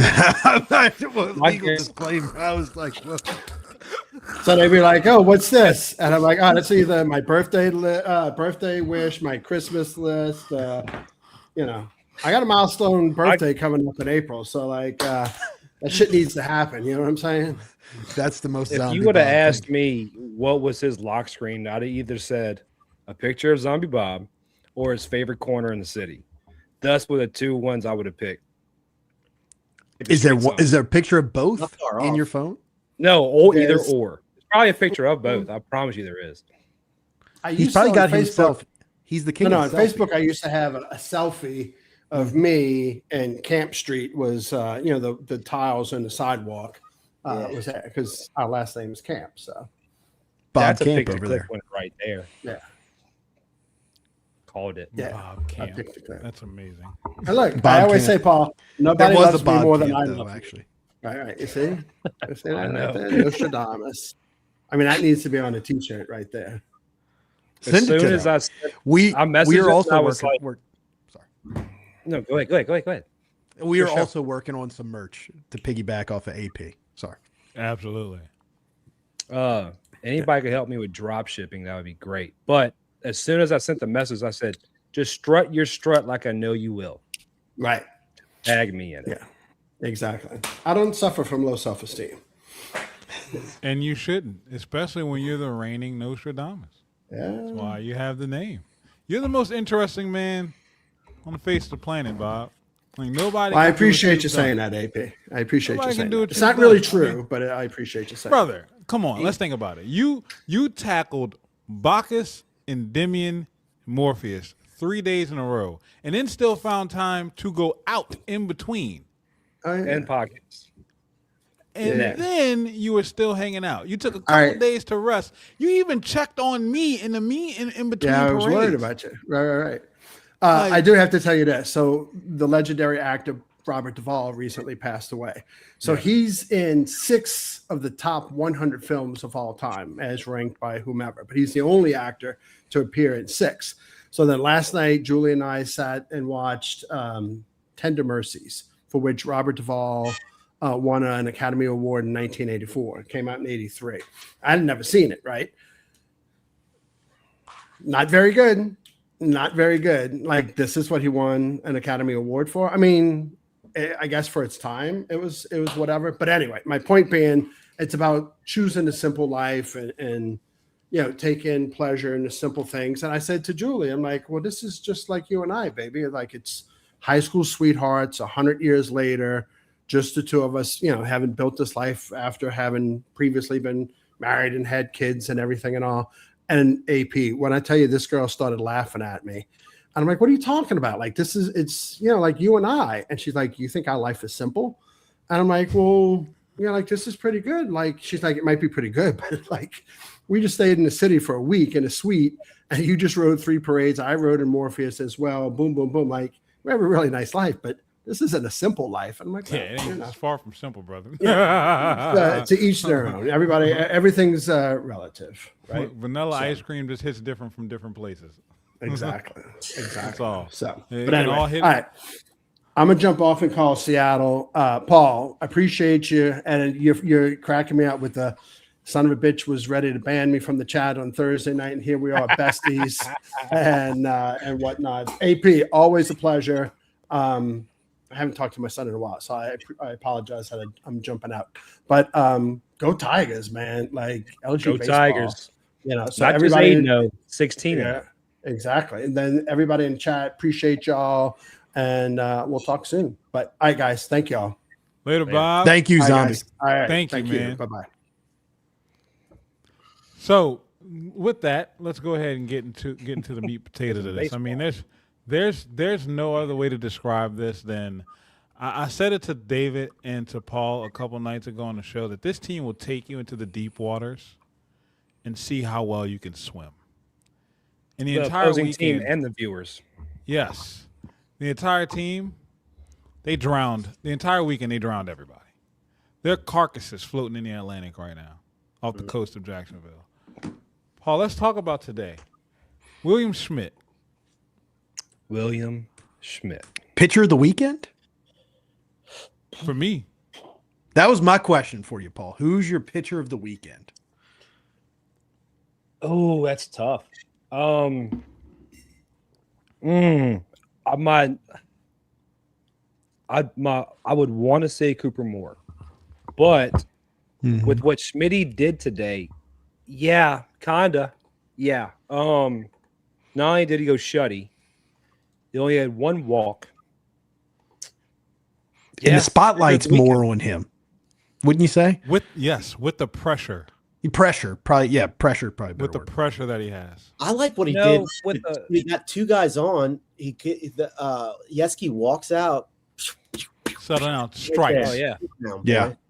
Yeski and Jay got some voodoo with them because they've been doing that all weekend. I would say the pressure is not as hard as him, but on him because he's a Sunday guy. And the one saving grace for baseball fans in Baton Rouge since Jay has got to town is usually Sunday is Johnny Holstaff. It was that way in 22, 23, 24, and 25. Well, let's not say pressure, then let's say expectations, because you got a kid who's you can thank a certain group of people for that. Well, yeah, exactly. So, and of course, they're always going to. We talked about this when we were talking about Drew Brees earlier. Fans are always going to be unreasonable with expectations and pressure because of what they were sold. And they were sold that this kid was like the golden arm, the undeniable, right? Like he's walking in and he's replacing Paul Skeens, and it's like, no, he's going to be your Friday guy, right? Like he's an 18-year-old kid that's just learning how to control a 90-mile-an-hour fastball. He's never been outside of Baton Rouge. He went to Catholic, right? The Catholic high effect, man. The media here puts so much on our friends over at 104. Which media? I was wondering this today. I'm not trying to dox you. Do they go to a place that rhymes with Cersei? Cersei. There's a place that No. Okay. They go to that one on. I thought about you today because I was at that place, and yeah. Well, how do I say this without? We don't have to. Let's go back to baseball. Anyways, it was. I'll shoot you a message which one they go to. I think, but you're not far off. It's one of the ones in Baton Rouge. Oh yeah. They go to a Catholic school in Baton Rouge. Yes. So that's not called Catholic. Yet. Oh my God. All right, I really threw this conversation off. I'm sorry. Timeouts and tangents, people. We've been on them all night. No, I guess it doesn't matter. They go to St. Jude. Oh, Catholic school. Yeah. Not the hospital. I was at Mercy. Seriously, my guy, what's going on? Thanks for joining us. What's up, Pearson? No. But anyway, so back to Schmitty and the guys at 104.5 ESPN Guaranteed Media who decide to just butcher baseball and football.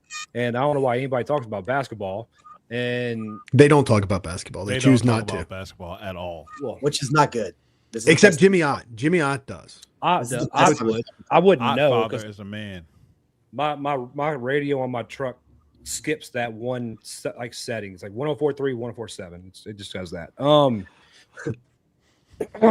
Yeah, coming into season, you got somebody who can't grow hair, who's probably on TRT saying that Schmitty's the Friday night guy. He's looked the best in scrimmages. He's done this. He's done that. Granted, guys like Schmitty, guys like Evans, guys like Moore didn't pitch a whole lot in scrimmages. You'd see them, but they didn't throw them a whole lot. They wanted to get other arms and they wanted to test other arms. They kind of knew what they had.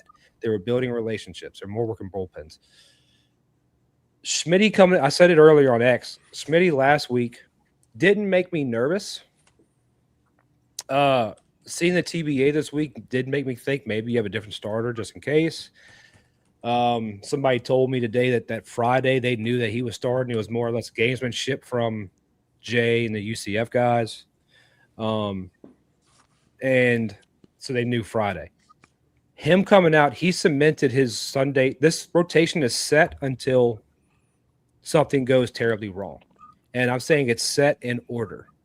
Cason's Friday, Moore Saturday, Schmidt is Sunday. Because people are trying to jump more to Friday right now. And I wanted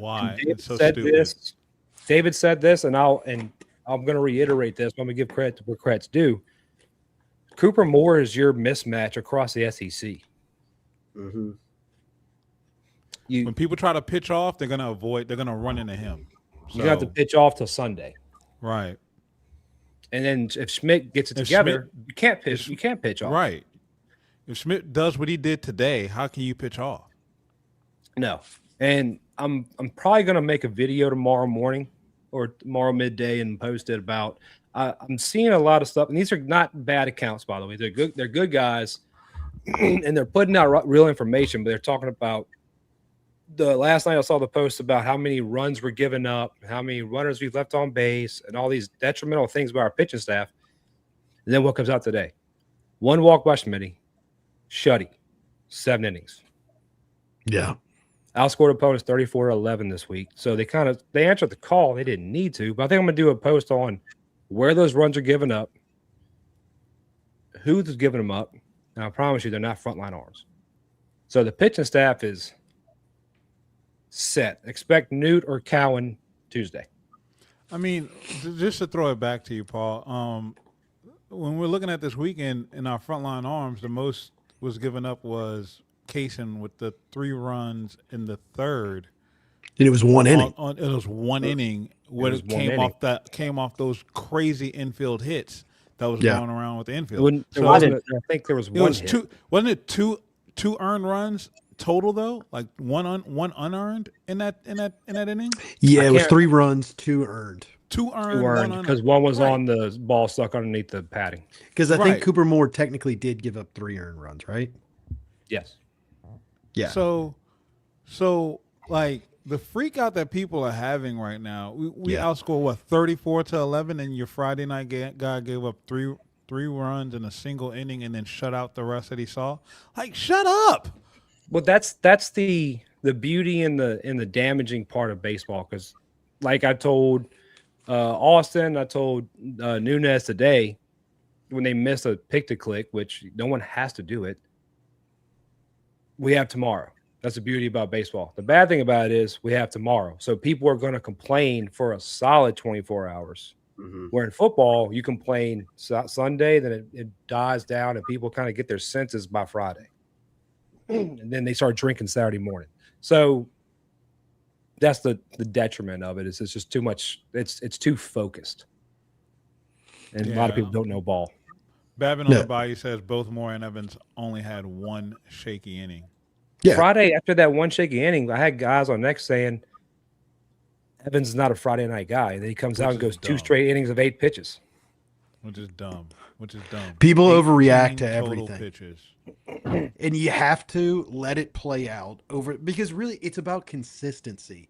It's not about 1 inning. It's about what can you consistently do over a season.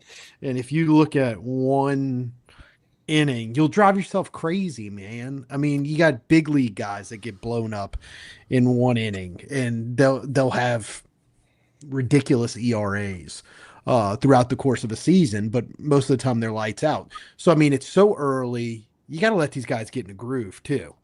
You got really to even concrete anything. Now, I'm saying the rotation's concrete on the weekend because they're just that good. Yes. Nothing else is truly concrete. We're 8 games into a 56-game season. Right. I mean, you just said it right there. 8 out of 56. That's 48 games left. And if you look at what the staff has done this weekend, if you're going to take one of those guys out, who are you replacing them with that you trust to give you 5 innings? Like, did any of them touch over 80 pitches? I think Kaysen did.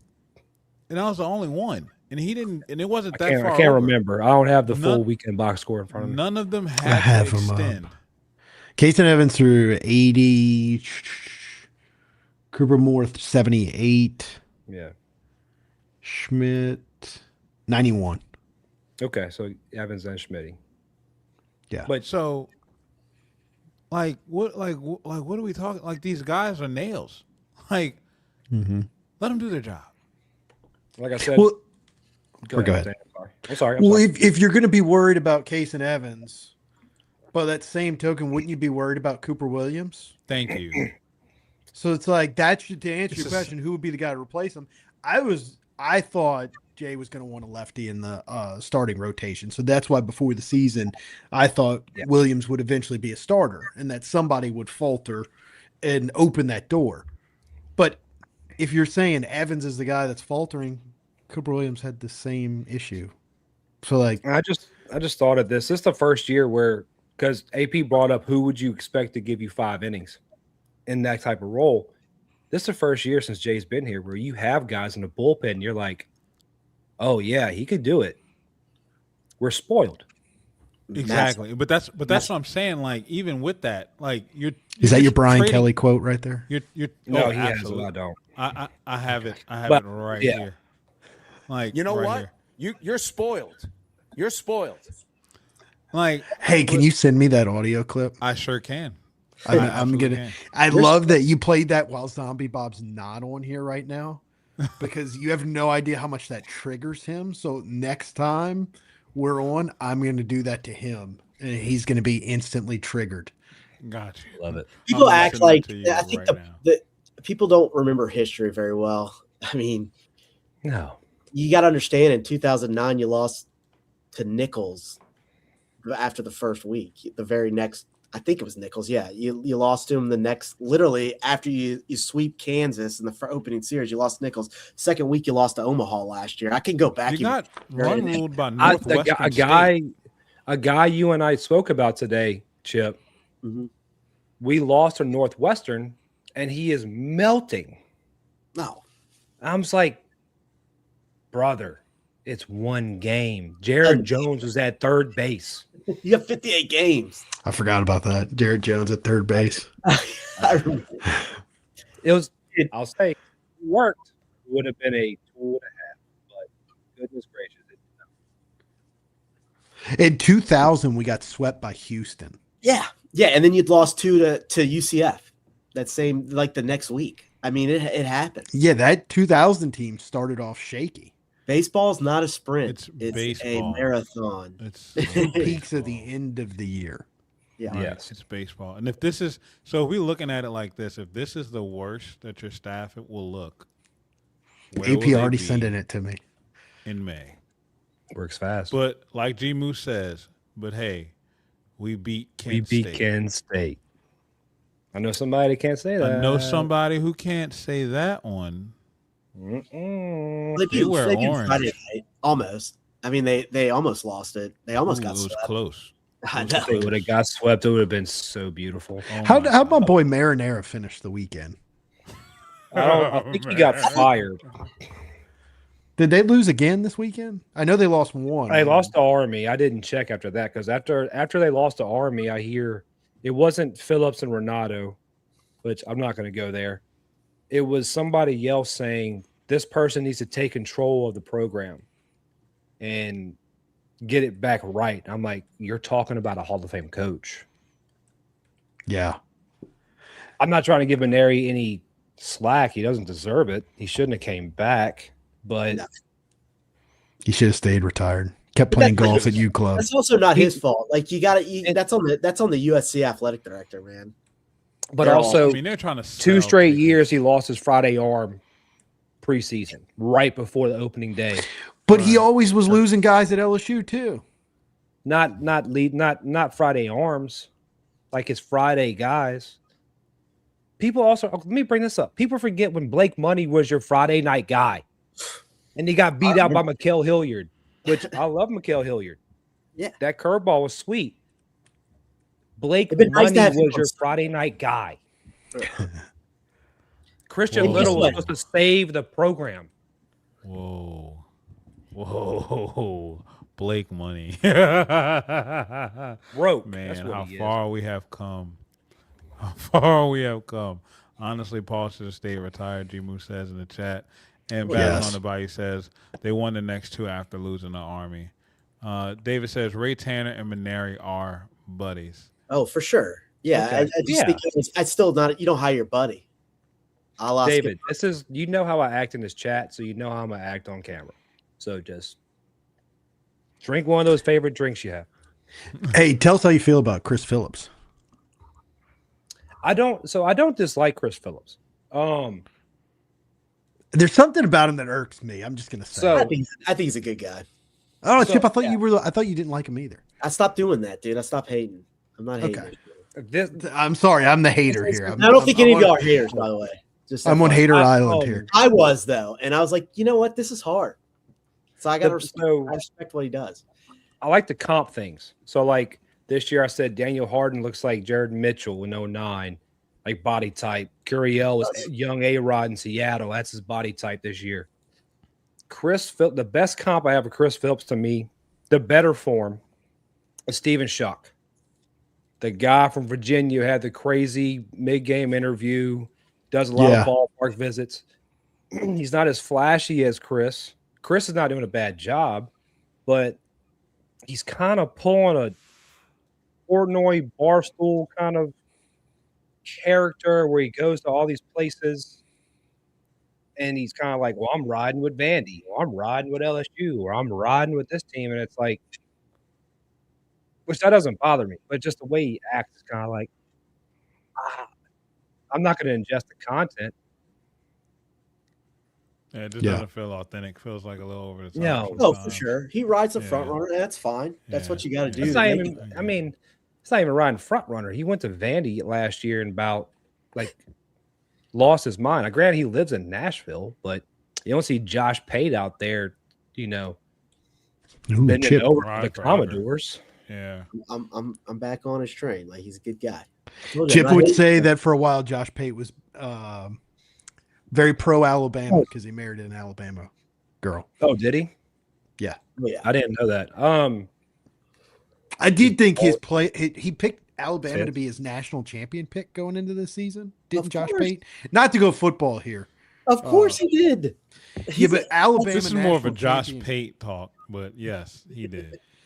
That was like Ty Simpson was your starting quarterback, and like we knew nothing about Ty Simpson going into the season, and you're going to pick them to win the national offensive line. Yeah, it was a weird pick for a national champion. Right. That's why Chip was questioning Josh Payton. It also is a weird pick because national champions, and I do like the on third. What's his name? What's the guy from Harvard or Yale? Where'd he go? Princeton running back. What's the guy on 3? I have no idea who you're talking about. Are you talking about JD Pickell? Yeah, JD Pickell. He picked us to win national, but he's still likable though. It's hard to not pick him. You know. Right, I saw somebody call him the Josh Pate wannabe. I thought it was funny. I do like JD Pickle. I just thought it was funny. JD Pickle's great. I follow Pickle. I think he's great. I just thought it was Piersley asking in the chat, whatever happened to Blake's little brother Cash? Wasn't he supposed to be like a good player? Wasn't it Cash with a K? I think so. Wait, did he really have a little brother named Cash? Yeah. Cash Money. Yeah, a little brother that was committed to LSU. I want to hang out with his parents. Maybe they are exactly what you would expect. Really? Like, oh yeah, I remember seeing pictures and like videos and interviews with his family. Like, exactly the type of people that you would expect to name their kid. Yeah, you want them to be your neighbor. Like, if they're out there grilling steaks, they're going to invite you over, and there's going to be a lot of cold. They're going to have a good plate. Yes, they're good people. That is awesome. So we're going back to the game. The games, right? Yeah, we just totally went on a tangent there. Right, going back to the games. If we're looking at this weekend, what would you say would be the most surprising thing or affirming thing for you coming out of this weekend? The most affirming thing to me. So I'm gonna keep saying things I'd said on X. I didn't post as much today because, it was a day after the game started. I said it earlier. I said it yesterday, and I said it Friday. This is the most composed team, and I know we have 23 to think about. This team has the most composure of any team Jay has ever had. This is finally Jay's squad. This is the team he wanted to build. It's fully his. Even the 24, even the 25, they were still stragglers from the Maneri era, and he has a staff there. So now you see the difference in the guys. Mm-hmm. You see the guys working 0-2 counts to walks. You notice they're not getting hit as much. I don't think we may have like a handful of hit batters this year. By this time, usually in a year, guys are like we have 20-some hit by pitch. He doesn't have to have guys crowd the plate. They can actually have plate vision and plate discipline. That's what makes this team so special to me, is that from the mound to the plate to the field, we did have some moments that I kind of like, I'm not going to hit on Dardar's bad because he was trying to make an aggressive play, but Beatty trying to do the Trey Morgan impersonation to Evans Friday. I was like, you got to eat that. Carraway, you got to eat that. And then to back up Dardar again, if he doesn't have that throw the other day, does he make the throw today from center right field? Yeah. He has that confidence. So the composure is what surprises me the most and makes me so happy is that Schmitty today, terrible spot. Usually Jay would go get him. You'd want him to go get him. Pitches his way out of it.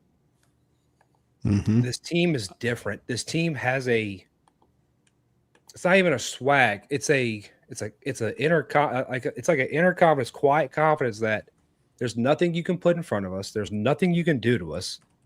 We're not leaving without a dub. And the first team that does beat them, like in a weekend series, by God, I hope it ain't Friday, because you're gonna get dog walked Saturday and Sunday. Yep. I'd say the best word to describe them, and this is what I was thinking, is competent.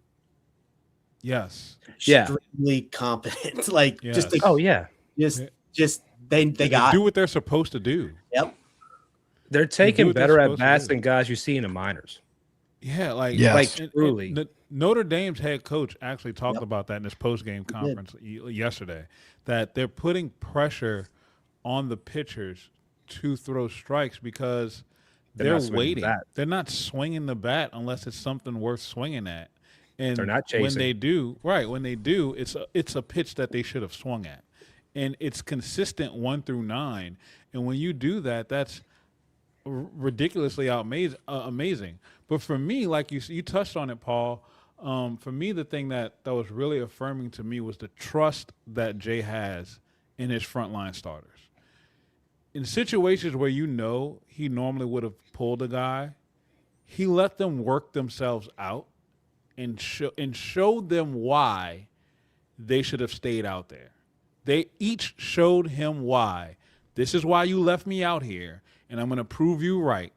And everybody else that has something negative to say about me wrong, and let them know that we are coming for that ass.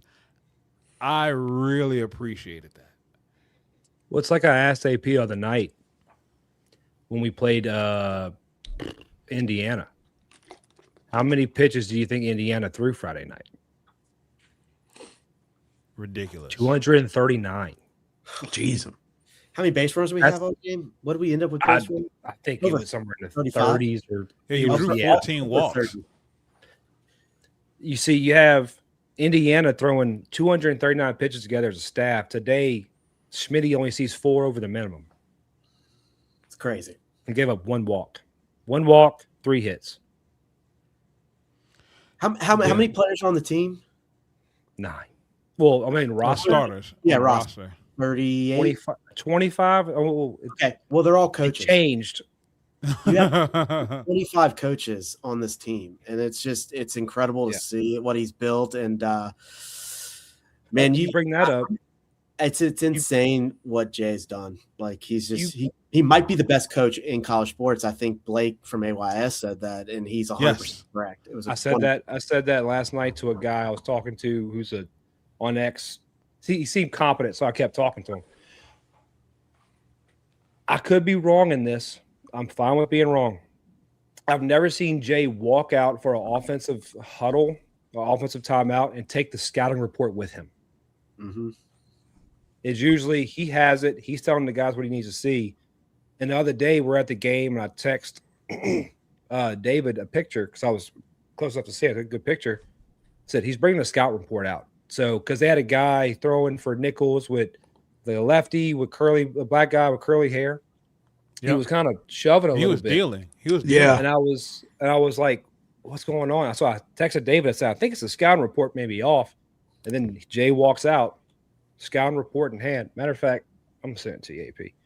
But it's different, man. Like there's and Jay doesn't mix words. And if you notice, like after 23, he talked about how it's the greatest team he ever coached. He's so happy in these guys and happy in the chemistry. 24, no chemistry. 25, this is my favorite team ever to coach for a different reason. I think this year, coming into the season, I told this to AP and David in our preview, what got me excited before the season was because Jay doesn't like being the hunted. He wants to hunt. He's said that plenty of times. Mm-hmm. When he had his initial team meeting in the spring, when the guys came back, there's a picture of him in the team meeting room with the TV on behind him, and it says, "Can LSU go back to back?" There's a picture from the other day. Scouting report in hand. I can't see my computer right now. It's too far away. So that would be Tanner Reeves. And that looks like Mason Braun. So you have a senior and a freshman both looking at a scouting report with the coach. Mm-hmm. I never saw him do that before. He would usually just tell them what to do. So if they can read the scouting report and say, okay, I know how to attack this, there's nothing else you can do. Like there's nothing else you have to do. Mm-hmm. I David agree. Hutchett, that's a dinner menu. David also said You don't want to order. they've played 8 games together and already look like the most mature team in the country. And he's absolutely right. Like it's crazy to say that with so many young guys making pivotal contributions. You got a true freshman in Braun DH and putting a bunt down with no outs in a big moment to move runners over. You got sophomores in Cade Aaron Beatty hitting homers to break the game open. You got other sophomores and like William Smith just shoving 91 great pitches down your throat. You have young guys playing like they've been here before. Yeah. And it is an amazing thing to see. Like, and it goes back to Chip's point. You got 25 coaches on the roster, and they're all bought in. Yes. And it's the player development. I know I keep being a broken record when I say that. Truth, though. It's everything. It's 100% everything. true. It's every detail. There's no stone unturned, it seems like, with Jay. Does Jay sleep? Does any of these coachings? That's why he doesn't have kids. He's literally said it. That's why he doesn't have kids, because he's that obsessed He's at the with baseball. facility all the time. I've already figured out what vehicle is his because it's the only one there at 10 o'clock on a Wednesday when there's no game after a scrimmage. So I'm like, that's not a player. Like, I tell you right now, it's not a player. They've been here all day, every day. They're going home. Well, they need to just build a suite for him, like add on, so that he can just move his house there. I'm sure he has something decent. I'm sure he does. If Lane's sleeping in the ops building, Jay is fine. Yeah, That's true. Going back to what you said earlier, like with Blake Ruffino saying that he's the best coach in college sports. It's who else is there? Like, who else can be a better coach right now than Jay Johnson? I mean, Because he is miles ahead of everybody else in baseball. You see what Tennessee's going through right now that they've lost Tony V, right? You see what Alabama's going through right now that they've lost Nick Saban. You see where men's basketball is just as a whole. It's wide open since the GOATs have stepped down in those areas. Kim Mulkey can't do in what North Jay Carolina. Right. And Kim Don Mulkey, Staley, to her credit, yeah, Don Staley's good. Wait. But still, like, when we look at Don Staley is consistent, right? But when we're talking about, like, the run that Jay is setting himself up on. How many think natties he's does blowing- Dawn Staley have? That's She what I'm has looking up. 2. Yeah, I think she has 2. I want to say 3, right? 2 or it's close, 2 or 3. And played for a But- couple, right? She's played for 3. I Yeah, think. 3. Last year was her 3rd. Last year was a 3rd. That's it. So Or was that the year before? Dawn- Who won it last Dawn. I thought it was her because No, I thought it was. wasn't that? UConn won it last year. Yeah, I was about to Well, say he's Paige, got 12. Paige. You forget about him. Yeah. I think though, but Gino but Auriemma. Ooh. But it's he- a well-oiled machine for Yeah, Gino. like- You know, I think Dawn took over. I don't think Gino USC took yeah. over. Gino was dominating women's college basketball when it was like playing rollerblade. And when your kids were out rollerblading and skating, they didn't really have anything for women's college basketball. Yeah, it was literally him in Tennessee. That was Yeah, it. that was it. He's come back a little bit. He was kind of fading out Yeah, there. yeah. He found the renaissance, and for him to make the run that he did, like, credit to him. But he's still not on Jay Johnson's level. Look at look at what you have to overcome in college baseball right now in this day and age. The SEC, and a lot of people say AA or AAA, and they just don't understand the minor league farm system. Half of the SEC, I think, is high A ball, half the SEC is low A ball. That's the kind of competition you're seeing. You go into the ACC, they're probably low A. It's a good conference, but every other conference, instructional league baseball or college baseball level. It's the SEC is so it can't say the same thing in football anymore because we haven't won. On the Astro spring lineup. Yes. Like you're playing with and against big leaguers. Dudes. I had him and left. He's a gazelle. And he couldn't even make it into the field. Like, no, you're thinking Jake Brown platooned. He platooned with Jake Brown. He did. It was lefty righty. But even like on a consistent basis, I'm telling you, you have a major league outfielder. Like he's gonna see the field. You have Derek Curiel. Right. And he's your everyday DH and you're sometimes left fielder. Because that's just how elite of a scout, talent evaluator, and developer that you have as a head coach of your college program. And the best way I can describe SEC baseball to people is when they ask me about baseball is look at Paxton Kling. At LSU, he wasn't a bad player when he's a freshman. A lot of people forget as a freshman before he got injured, he was crushing the ball. Yeah, he was good. It was Kling Kong. Yeah. Struggled, transferred to Penn State, raked. It's different. You don't see the same top line arms. So I don't know, man. Jay to me is the best coach in college. I think he's the best baseball coach in the country, period. Oh, that's not without being question. biased. That's not Yeah, no, I'm adding Major League Baseball. I'm curious to see what happens with that. I think that's the only thing that could entice him. Maybe I don't know if he would. I'm just I would come out and said that he doesn't want it. Yeah, I know, but you never know. I mean, who knows? But I mean, that was a deal he made with his wife. I hope so. I believe it was. God, I hope whenever so. they got married, I hope so too. I'm going to coach college baseball. This is my life. We're not going to have kids. We're going to have kids every 4 years.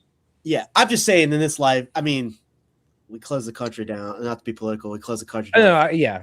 I'm saying anything can happen. But I don't think. And then everybody has a price. Yeah, everybody has a price. Okay, but no, I don't Jay think it's makes 3.5. I think I know. Not Will Wade. Matt McMahon makes more, I think, than Jay, which that's a crime. It's basketball. You go to Major League Baseball. What's his salary going to be? And he could probably he probably deserves. I would say Jay deserves, especially if he wins one this year, 7 a year. I'm about to say he's not going to ask for it. Yeah, let's just say this. Here's the thing: at LSU, your football coach, your baseball coach, your women's basketball coach, they don't leave. You hear their names in their off season because they're constantly working. Yeah, you've never heard Jay's name. What's Matt McMahon doing? You hear him for a couple weeks in the beginning when he plays these soft teams, and then he comes to the SEC and he's a perennial bottom feeder. Right. When they go 11-0 in pre-conference, and then they can't win another game for a month and a half. It's a story old as time with him, man. It's been 4 years. Bye. I know we're jumping off, but that's something. Basketball is very dear to me. I love LSU basketball, and I think there's no reason why it should be a bottom feeder in this state. But we've already talked enough negative tonight, Chip, with all the that should with be all the football negative memories. I thought you weren't negative anymore. Well, no, but Chip, you're supposed to be positive. Okay, but this is something that it's a moneymaker. You got to get better at it. There's no keeping him. There's nothing. I don't understand. They're gonna fire him. They're gonna move on. I know. It just pisses me off when I see. Don't listen to Baldy. Don't listen to Baldy. He doesn't know what the hell he's talking about. He's been sourced out. Austin Thomas isn't in the building anymore. His Catholic High connection's not in the building anymore. Thank God. You heard it here first, guys. Scott Woodward's on that. But back on Jay, he's incredible. Like that's just the only thing you can say. Oh, without a doubt, the best. What a guy! What a coach! And just we are spoiled, and I'm okay with it. We should be spoiled. Yeah. We should be spoiled. Yeah, you're damn right. We should. Like that's the expectation here. Absolutely. Like plain and simple. If you come to LSU and you think that I said this online show last week. As a player, Your expectation on any field is to compete for the highest level, to compete for national championships, to compete for a Golden Spikes, to compete for a Heisman, to compete to be the National Player of the Year in basketball. If you're not doing those things, why are you here? Yeah, don't do it. That's what I said. Just don't have it. If you're not trying to win, don't have it. Right. Like, don't be here. Do not come here and you think that you're just going to skate by with mediocrity. That's not what we accept. We will give you some grace, but that grace won't last long. And Chip, if are you part of buy the? in, no, go ahead. Are you part of the defund the basketball program people now? No, absolutely not. I just Oh, don't understand that there are people like that there are people apathetic to it. That's why we're where we're at. But the money's already there. You got to do something with it. Yeah, Like, it's gonna make money whether you try or not. Which surprises me. Well, it's all because of You're the talking NCAA basketball tournament. right, it's a tournament. It's a $1 billion product. Right, it's a tournament. And so it's, even though we suck, it's just the way the SEC is structured that everybody shares the revenue. Yep. And any postseason activity, every school gets a split. Yeah. Yeah, and it's just like we talked about LSU fans though. They live in, it's great, but it's also, it's like you're poison, you know, like you live in the now, you live for today, you get upset with a loss, you over drag it out. You forget that basketball was a basketball town in the 80s. Now, Paul, here's my question for you. If LSU was good at basketball and we were a 4 seed, or let's just say something. Would I watch it? Yes. Would you watch it? When we get to Elite Eight. This is why, though. This is why. When it's basketball season, it's scrimmage season. It's into football, going into baseball. So now I'm at the ballpark. I'm diving into baseball. Like, I'm looking at recruiting through football season, and then I'm looking into baseball season, and then it's opening day. So it's like scrimmages. Go to Biloxi, go to Hammond, scrimmage, do all this. And then it's okay. Especially now, yeah, I like basketball. I'm not against it. I don't like the NBA, Right, but you'd have to show me it's a good product. right. You got to You have to give a shit about it. Right. Yeah. You got to earn your If view. you had the right baseball if they're 0-35. Yeah, I agree with Right. you 100%. I agree with I'm you. the same with 100%. football. We're lack of giving a watching every shit. game.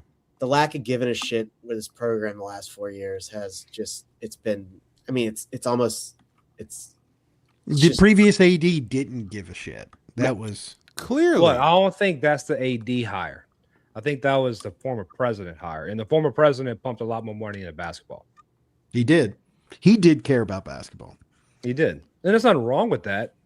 But when you're coming out, now you're hearing Jay, for instance, say, Verge is giving me everything I want. It's telling you that he was kind of left by the wayside with Scott. And you can't do that. The only reason Jay is somewhat happy is he has all the old money. Right. Lane has all the new money. Jay has those old bastards who still drive that old Toyota Camry that are associated with Skip. A $3 million mansion because they're associated with Skip. Yeah. Yeah, and for the record, LSU basketball makes money through the athletic department, through LSU directly. Yeah, the LSU donations baseball. basketball. Yeah, the donations aren't close. LSU baseball makes way more. In Way more money, right? Mm-hmm. LSU basketball is self-funded. Yeah. Through the revenue that it gets. LSU baseball is self-supported. Yes, through that's a good way to outside donors. Mm-hmm. So LSU football and LSU baseball LSU football and LSU basketball bring in the revenue for the school, but LSU football doesn't need the money to come back into the program because of how much money it gets from the outside as well. LSU basketball does need the money to come back into the program because they ain't getting no outside funds, and LSU baseball doesn't need any money at all because like Paul said, all that old money will always be there for LSU baseball.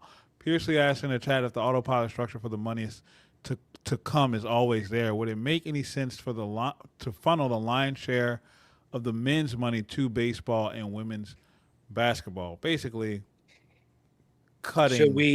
Should we take the profit that is take the overage from go to women's and men's. Well, they essentially are because because those sports are operating on a loss on Baseball that didn't. side of it. Yeah, but baseball does it through the donations. No, baseball broke even last year before donations.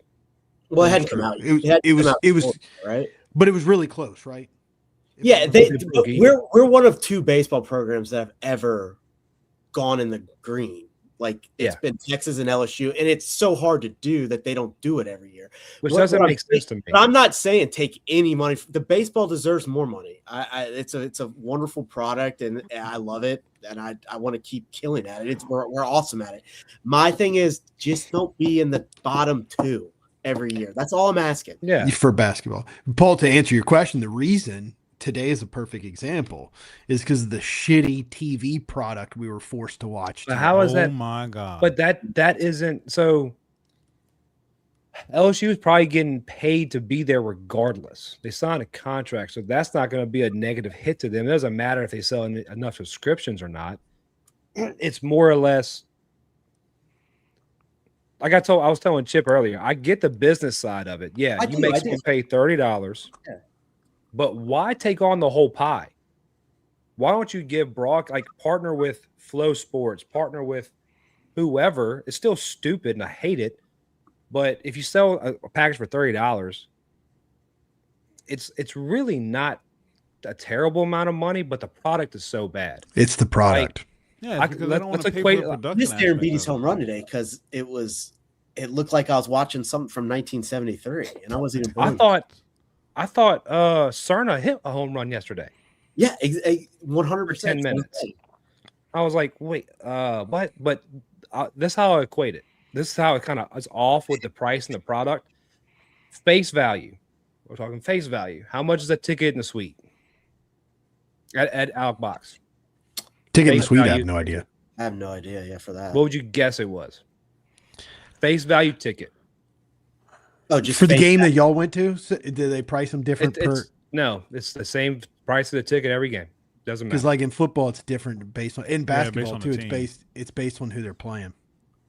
For the actual ticket from LSU or Yeah. on like I'm Yeah, talking about that's- seat From Yeah, LSU. so like my LSU football. That's football season two. across the country. Pros and These college. are sets price. They're set. That's interesting. That is- Over the two that's games, because over the revenue. two different teams, and they're the same price. Yeah, that's because those sports make a That's lot bad. of money. So they do that. They were Yeah. $10 face value.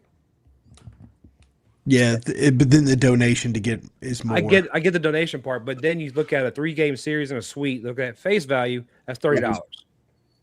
You pay It's for got to that be. product. It's got to be different than for the. Like, do we have Tennessee at home this year? We don't have Tennessee. No, we do have Tennessee, but it's on the road. And you got We A&M. have A&M. We'll do that. So the A&M. We'll have to one find might out be if it's the more. same price.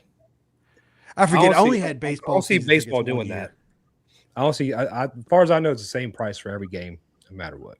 Regardless, though, you're there the first week. Yeah. It's $10. That's crazy. I didn't think that would Yeah. be. I wouldn't have guessed that. Pearsley has a we're going back to the McMahon thing just because Dan, you got got a little bit of insight that you can stand on with this. He's got a little bit of an introspection that I want to get your take on. Dan.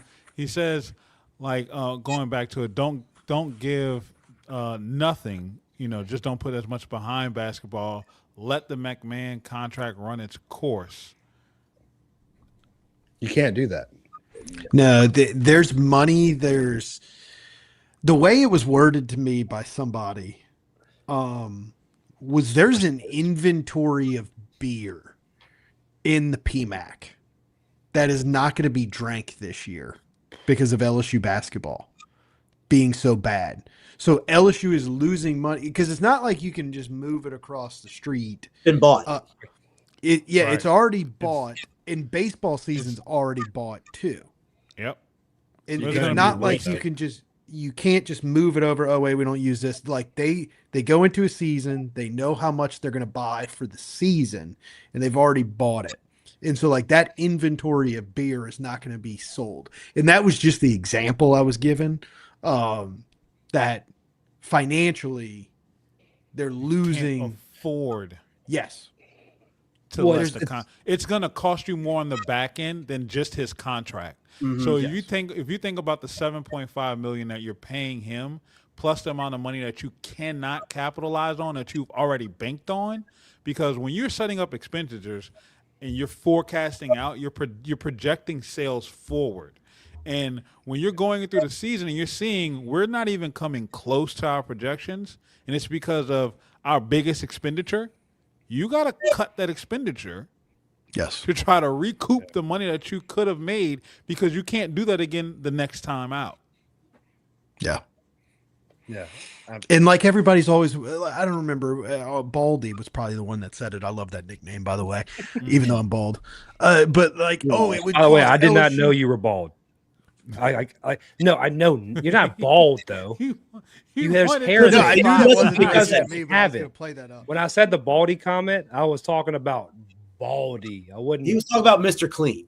Oh no! He ain't I clean. knew it wasn't directed at me, but I didn't know who it was directed at. So then I, of course, played it up.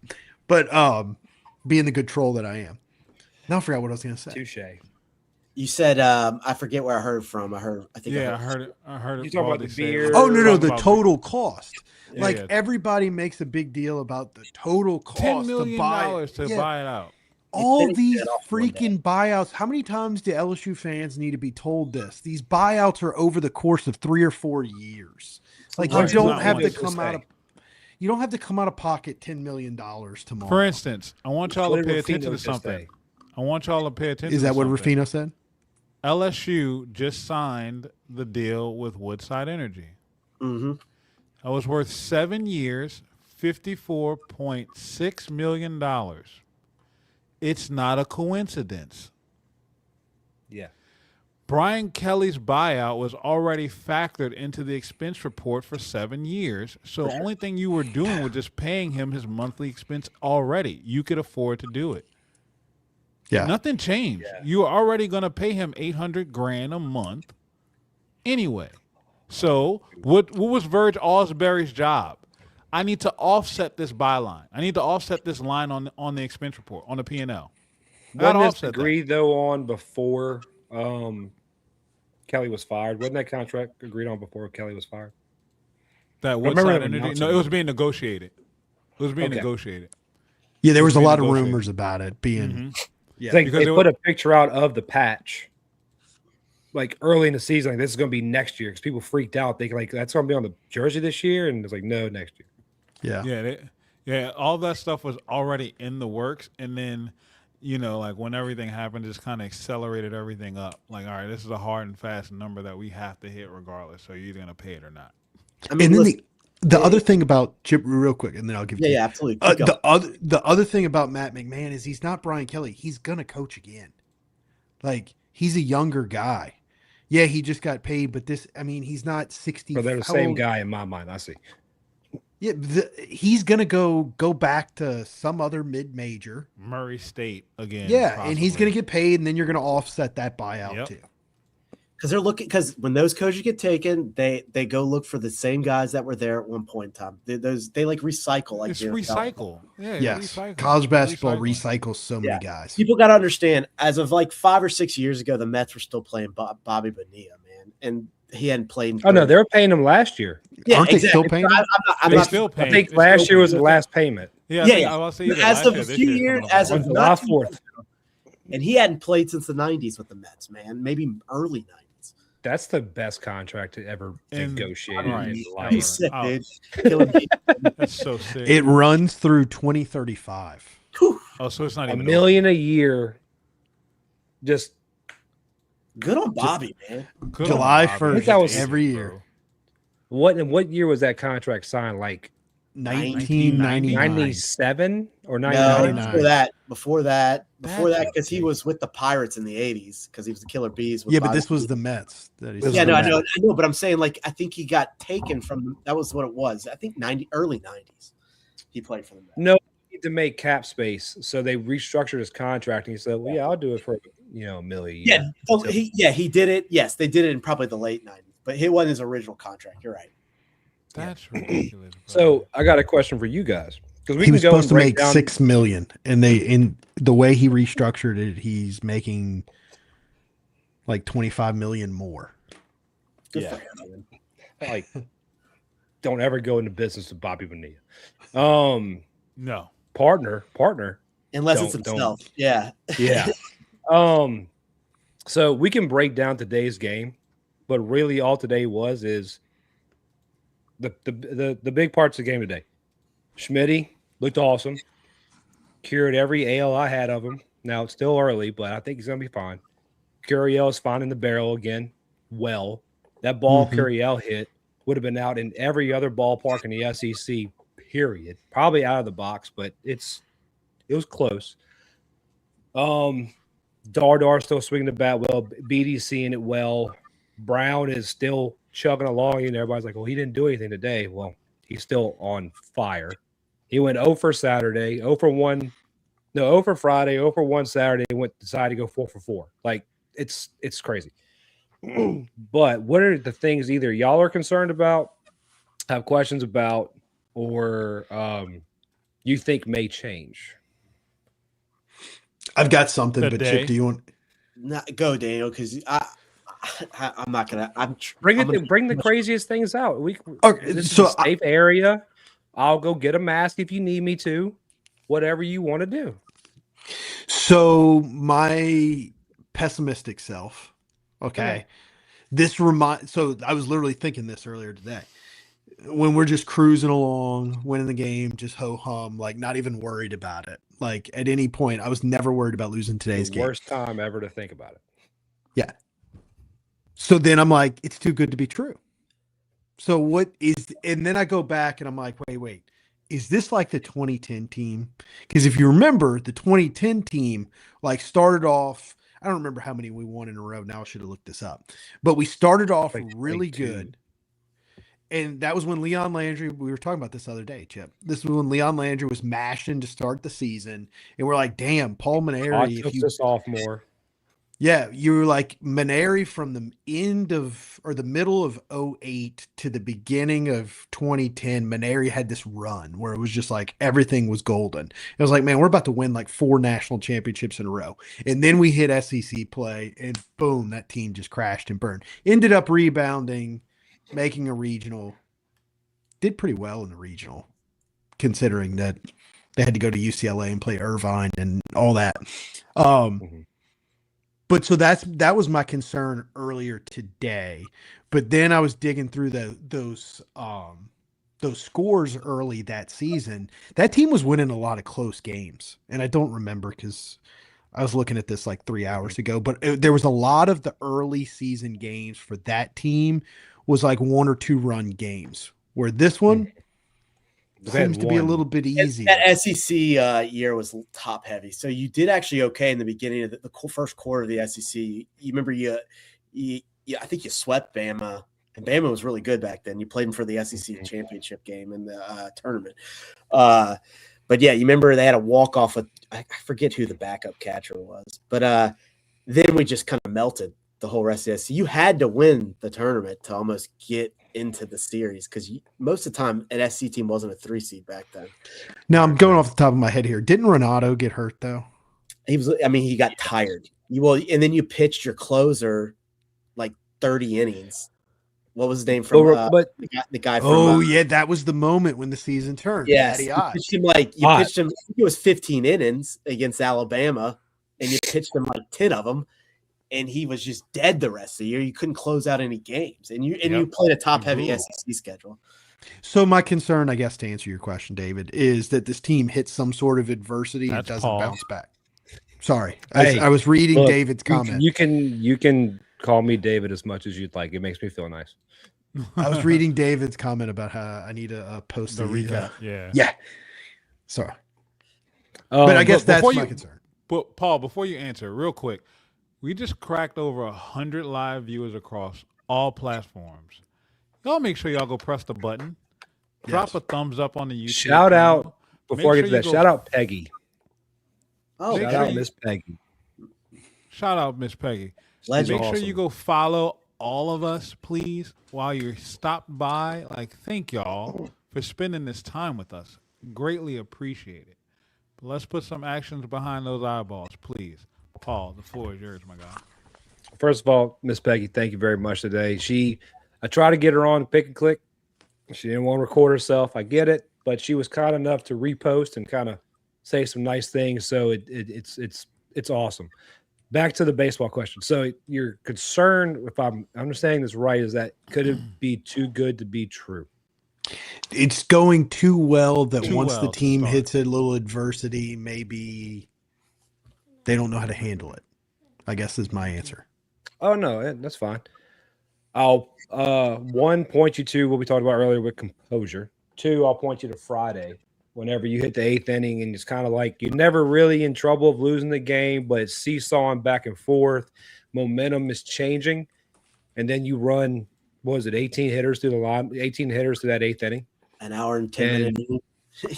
just one walk, double, walk, triple, walk, single. It was just, and then I go back to guys like okay, this is secondhand information. I'm not gonna give the full story because I don't want to get anybody in trouble.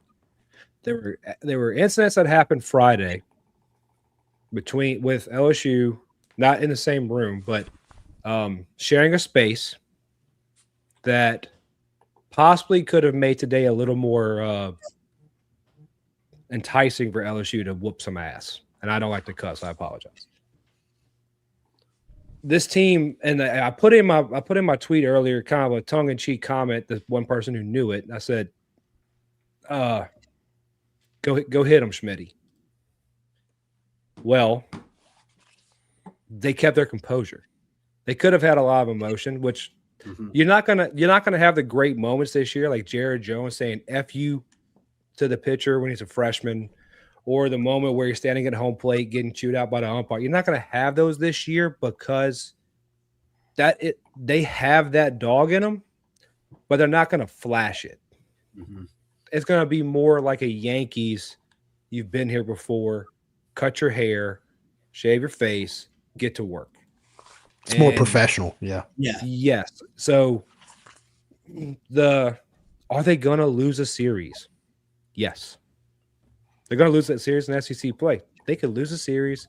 You have a Northeastern game coming up, Northeastern series. That Northeastern team is legit. Absolutely. That's a tourney team. And that's going to tell us a lot. Yeah. And Kid State's legit. Kid State just beat Tennessee. Now, granted, we look at Tennessee a little differently because they don't have Tony V anymore. I actually think they'll be better without Tony V and with Elander, but that's a discussion for another day. We're going to learn a lot over the next few weeks coming into SEC play. And the thing I like about Jay is that he doesn't get his kids primed for no, I'm sorry, Pearsley. No. I've been on Yorkie's back for a while. I thought you claimed 24. I claimed him. I claimed okay. There's a lot of people claiming York though. I claimed York a long time ago. See, yeah, that's why I knew it. I can give you the tweet I posted. Look at this guy. Look at this first baseman from Great Canyon. Everybody loves a big guy. That's when they're playing Arizona. Everybody loves a bad body guy. What was it when they were playing Arizona? Who? Grand Canyon? So they. No, I'm talking about. I was saying when I claimed Dardar. Everybody, thank you, David. Because who claims everyone apparently AP? Shut up, David. I have Dardar. He's mine. You're just mad. David. You went to Zach. You didn't choose me. Anyway. Seriously said he can carry all of us. Yes, Talk about York. He's got enough space. Right. You can hit him though, and he'll fall. Dardar was in the spring side of the scrimmages, and he hit. I told AP this, told David this. It's the hardest hit ball I've ever seen in Alec Box Stadium, Skip Berkman Field. Not the farthest, not the whatever, the hardest. It was still climbing when it hit the light pole in right center. And then John Eats put the video out, and I commented, the video doesn't do it justice. Yeah. And it didn't. That thing was a rocket. And that's why I was like, this kid's going to be special. But I think I answered your question. There's no need to be concerned. Trust in Jay. Mm-hmm.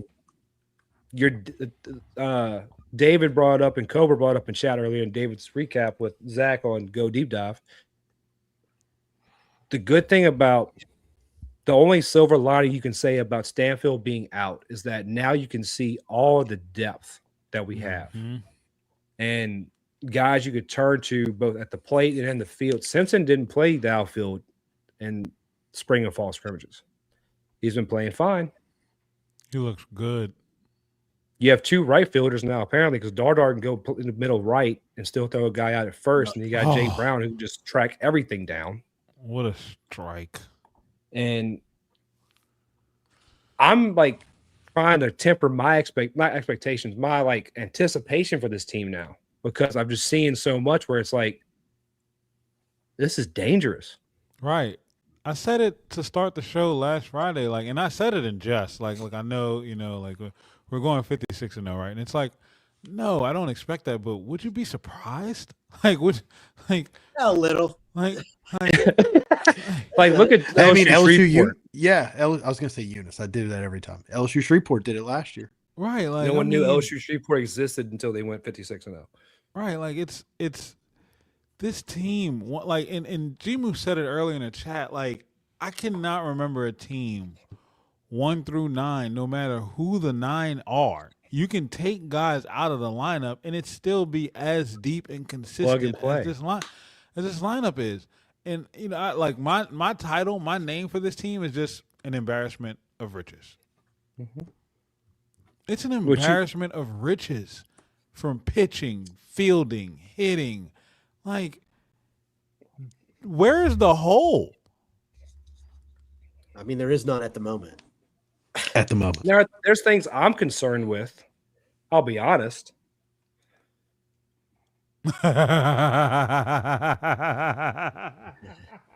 We all know you're biased.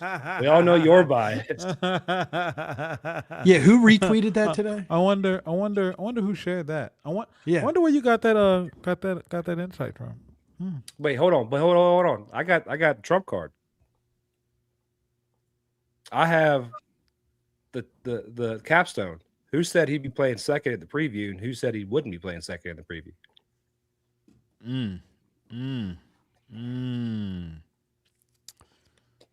It's so hard having David in a chat and he's not on camera because I can't, because he can't go back. He's mean. He's mean off camera. He's mean. It's a keyboard warrior. He's giving you your energy. Somebody had to be you tonight, Paul, in the chat. Somebody had to make up for your loss. I love it. David knows I love him. He knows I love him. Yeah, it's exciting. It's I'm still David. You frustrated me, you bastard. I'll send you my notes right now. He's got receipts. Go back to Walmart. What were you gonna bring up, Chip? Your concern? I guess I just want to find something wrong, but I don't want to sound like a fanboy, this is what it's for. Yeah, I'll give you my concerns. I've watched so much baseball that listen, every team, nobody's perfect, right? I'm trying to figure it out.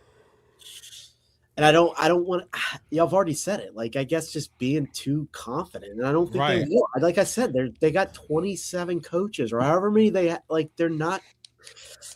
I mean, it could happen, sure. Anything's possible. But I'll fanboy for you real quick. I guess it's hard to win a championship. But see, David, you see what it's hard to win back. David says in the chat, if I have to say a concern, I want to see walks come down from the staff. That's going to be something I attack. I would definitely understand that too. And looking at this, you're 8 games in. By this point early in the season, we're typically seeing some things that have shown up in the roster, like, okay, this guy here or this person there, this position group here, we're struggling that. But even with the walks, you're still mowing guys down. Your frontline guys aren't going longer than five innings on purpose, and the most of pitchers thrown in the last 2 weeks is 91 pitches, and that was Schmidt tonight. I'll tell you what this is what I want to say. Okay, so listen, this is probably the last take I'll have, because I don't want to keep running the show too far, because y'all are way smarter at this stuff than I am. I just think what I'm going to say is every team since Jay has been here has gotten better. And I just don't see that and I think that should be terrifying for the whole entire league. That's what We're that was the we're last thing I talking was going to about a talk team about. That was both his 2022 and 2024. We were talking about the Saints earlier. They could have made 3. Jay could have made it in 2022 if he's one pitcher away. Yeah, you beat Southern Miss and you're playing Ole Miss at home, who ended up winning the national title. And then in 24, you should have. Yeah, You could have. I don't know. Should have, but you were right there. You're there. You're right there. You had a shot. You beat. I mean, you're gonna beat.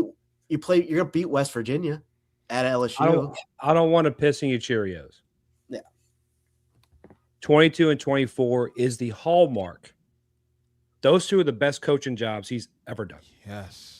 I agree. To get that team in 22 to Southern Miss to a regional and have a chance to win was a hell of a coaching job. Because guess who your Friday night guy was? Yeah, nothing against Blake Money, but he was your Friday or night. Mikael Hilliard. Or Mikael Hilliard.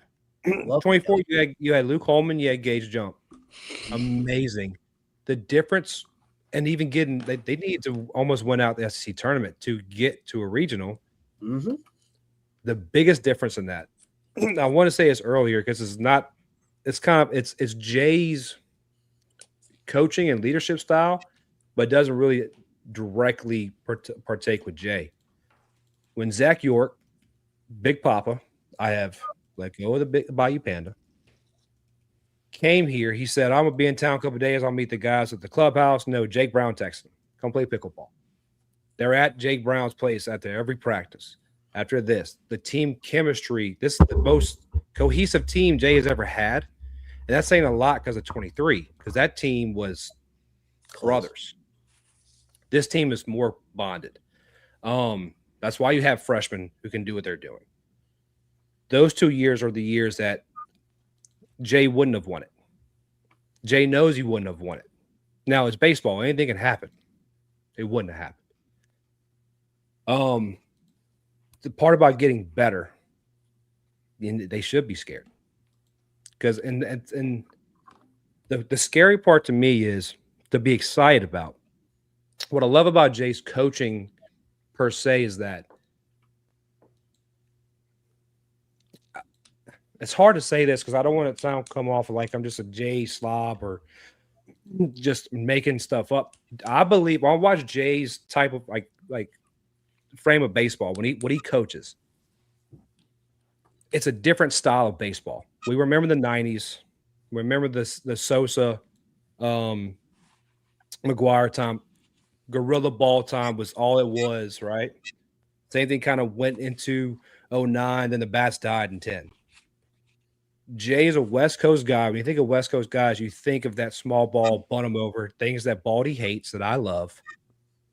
But Jay is now, you see his lineup, it's not small ball, but they can play small ball. They play defense well. He's kind of melded those 2 game styles together, and it's different than anybody else does in the country. You're either one or the other.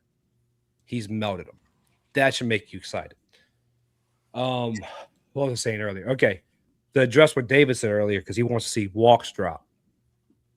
I agree. I want to see walks drop too. But I'm actually looking at the box score today.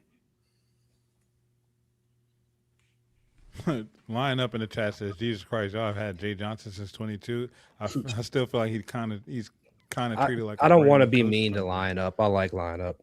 I don't want to be mean to him. I'm going to be nice. Well, every year he's adapting himself. That's why it feels new. Every year it is another step. It's a different version of himself, and it's a better team. So it's gonna feel fresh. Because you're not used to seeing a team and a coach evolve year over year the way that he's evolving and adapting to the surroundings that he's in. And it's elite. Like every year he gets better. When you think he's reached his peak, he's found a new way to evolve and get better again. Sorry about that. Sorry about Fred. No, you're good. No. I'm making sure I'm nice to line up. I don't want to be mean to him. I like him. I was going to say something, not mean about him, but about the Lions. I'm not going to do that. I lived in Hammond. I know it. Let's not do that. But speaking about Davis' take, that's something I want to kind of break down tomorrow as well. So talking about the runs, we're talking about this and that. Left on base, let's just face it, when you have a lineup that's doing what they're doing with getting hits, with taking walks, you're going to have a high left on base because you're getting on base. Be happy you're getting on base. This isn't the same left on base as it was in 24, 23, or 22 with the walks. I'm going to sit down tomorrow and I'm going to get every box score and I'm going to write down who walked who. Well, not who, but how many walks who had in what game. And I'm guessing off the top of my head. I know it wasn't Jab. I'm just Daniel and Chip make me mean, and I don't want to be mean to you, buddy. I thought it was Zombie Bob that did. No, No, he's in you good made me graces be with mean to Bob. Zombie. Yeah, he's in good graces with Zombie Bob now. When I heard he was Zombie in the Bob chat, brings it out of you. he does. He does. Because Well, of you his did Drew it Brees. first. AP, but you did it first with me. Daniel did. I did give you one joke to throw him, and he didn't Well, how even about you? acknowledge it. You made me mean first, not Zombie. Okay, fair. I thought it was But Baldy. I love you guys. No, I love you. Anyways, I can almost guarantee you right now. If I go look at the walk numbers, and I bring them up now, but then it'd be dead air for a minute with me. The frontline guys are maybe 25% of your total walks. So that's what I saw the guy talking about the runs given up. I bet most runs given up. We had the highest ERA in the SEC. We've probably thrown more relief pitchers than anybody in the SEC. He's throwing more and more guys. And the best relief pitcher we've had is a freshman. Reagan Ricken came in and dealed. No one else has done that out of the pen except for Cooper Williams that one Friday, and then Cooper Williams slipped up Friday. I'm almost betting the runs given up, the walks are all in relief pitchers, not going to be frontline guys by the time the postseason tournament starts. That's where I think people need to relax. And I'm not saying David needs to relax. I'm saying. But David, you need to relax. David, you got to chill, David. I love the evil side of David. It's so much fun. Dark side, David. Mm-hmm. The stiff floor, David. What concern do you Lord, have, David. AP? My concerns are just for my own expectations. I don't have any concerns with this team. I'll tell you And mine. I'll be honest with you because we had like I say with Lane, we got the coach. Like if something comes up, Jay has proven time and time again he's going to make the decisions necessary to put us in the best possible position to win. Like will there be things out of our control that may come up? Yeah, obviously. We hope that the team can stay healthy. We hope that the guys that start are the same guys that finish. You know, all of those things are part of it that are outside of our control. But at the end of the day, if this is the lineup 1 through 9, and these are the starters that we have Friday, Saturday, Sunday, and the only thing that they can do is get better. And we know Jay as a coach, and yes, as a coach, hard for Cooper to get better. That's ridiculous. that's what I'm saying. Like, look at what we're talking about. Like, we're talking about a Saturday guy being the second best guy on the lineup. You're forcing teams to adjust around. Like, you see what I'm saying? Like, what? Why? I'm not the baseball savant that you and David are. So David Surface Chad Level just sent me. I have no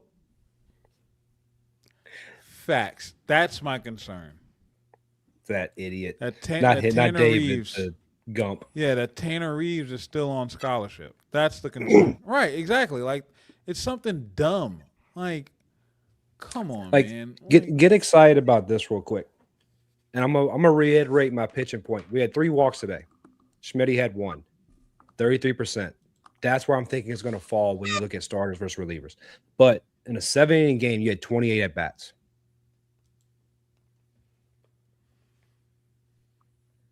That's stupid. That's 4 at bats That's an inning. great. That's great. Like, that's dumb. That's 4 opportunities per inning to hit the ball. It doesn't sound like a lot, but it's a lot. Because they got 3 up, 3 down. What? First inning was a 4 at bat inning. Second inning was 3 at bat inning. Third inning was a 3 at bat inning. So Yeah, my concern though, these are my two things. One, my first concern is that my take that I still believe in, that this team would have a 3 to 3.25 ERA as a team by when it's all said and done. Right now, their ERA is scaring the piss out of me. That's not going to happen, but I still think it's going to happen. But biggest concern on the team right now is Aaron Beatty behind the plate. It's turning into his receiving because he's had some issues. He was better this weekend, but he's had a lot of pass ball. I saw this in the scrimmages. I talked to David about this before the season started, and he was like, I wouldn't worry about it. I'm like, yeah, I know. Okay, I shouldn't worry about it. But it kind of crept back up as the season started. And then some of his throws have been off.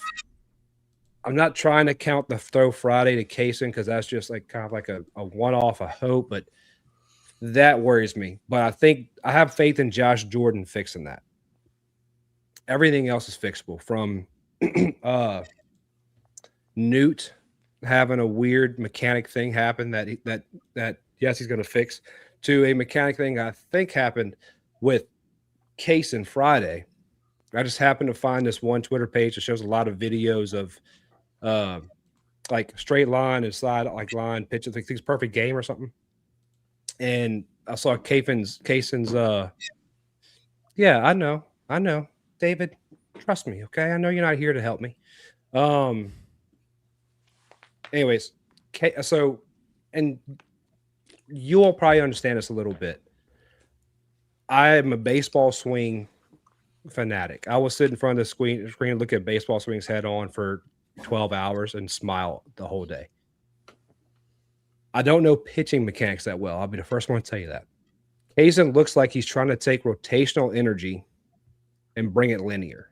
But if you look at a guy like Guidry, he's driving linear and rotating through that linear motion. Kaysen, when that bad inning, kind of got spinny, and he's known to do that. So hopefully they can fix that. But I said that's things they can fix. So the Beatty thing is my only concern. Everything else is cakewalk. Okay. I like the Aaron Beatty play of it, because that is something that has been coming up, and it kind of has highlighted happened. itself. It highlighted itself to the extreme on Friday when he was trying to make that This week. That play, and then it kind of like it kept happening. Like other things kept happening from there. So hopefully. So I remember sitting at a scrimmage and hearing great. one of the coaches. I'm not gonna say who the coach is. I don't want to blast him, but I'm sitting in Jay's seats in the loge. Yeah, exactly. That's what I'm saying, David. I think Josh is going to fix it. But so David in the chat said both Hernandez and Aaron Beatty were disasters behind the plate at this time last year. I fully expected to get better. Yeah, I do too. But I remember in the spring scrimmage, Guidry was out, he's throwing, and Beatty kept just not receiving. Everything was popping out. I remember the coach looking at Yeski and going, we need to invest in those Velcro mitts, you know? And if you play baseball, you get this joke where it's like, it doesn't make sense. It doesn't exist. But he's like, we need to invest in them Velcro mitts and get the stitches made with Velcro so Beatty can catch the damn ball. Now I went, baseball coaches usually don't fly off the handle like that off of one time. So that's when I started watching it more and got a little nervous. But David's completely right. He's 100% right. And I do agree with him that there's been improvement. Yeah, there's been improvement from last year. Yes, there has. And I agree with that too. But that is an area of concern too. Yeah. I don't think that's going to lose you the game. Although it could when you get in a close SEC game. We've seen it before. Or you go into, UNC. People always bag on Brown. It was really Milazzo. But I love Milazzo. He's my guy. Yeah, you can't say anything bad about Milazzo. No. Baldy loved Milazzo. See, my problem. No, I'm going down a different road there, and I don't want to. You started it. Finish it. You started it. Finish it. There was when Milazzo we got too serious for a moment. Everybody kind of got checked out. We got too serious for a moment. Milazzo sophomore year, Baldy, your friend, said that Milazzo was a big league catcher, and that any fan who questions anything about Milazzo doesn't know baseball. And it's like that's one of those things. It's like, yeah, the guy's a good player, but like it's asinine to say that he's a big league catcher at that, especially at that point. Like, is he a good college baseball Then he got player? injured. Yeah. But he's a good college baseball player, but like what it takes to be a big league catcher, man, it's really hard. You got to have a bat too. You got to yeah. Well, like I know a big league catcher can bat 210, but they're not batting 210 in college. The Mendoza line, Right. But like that's my caveat. I didn't want to defend Moscona. I wanted to defend Milazzo. I think defensively, he's a big league catcher. But he didn't say that. He said it You'd one have day. to DH him. It's probably what he meant, though. I hope so. No, it's not. It's not. No, he loved Milazzo. He's a good guy to love because you also have who'd you have behind the plate that year? You had in 22. You had Milazzo. Kid from he went to Travinsky and McManus. McManus, I think McManus, something like that. He can help. He had Best some defensive catcher. Yeah.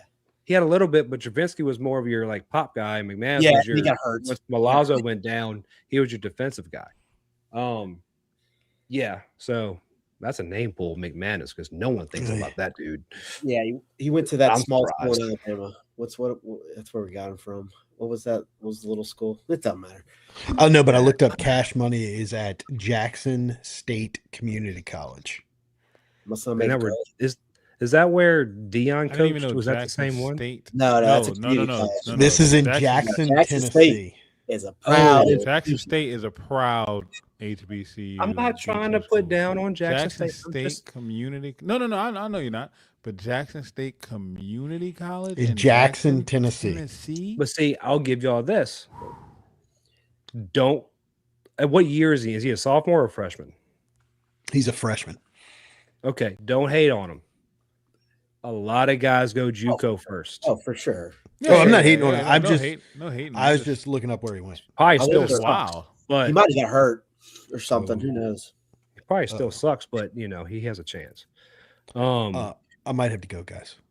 Yeah, I was about to say it's we're it's pushing almost 10:45. 3 hours. No, my 10:41. 2-year-old's awake, and apparently it's the second time she's woke up, and my wife says it's my turn. Queen Castle.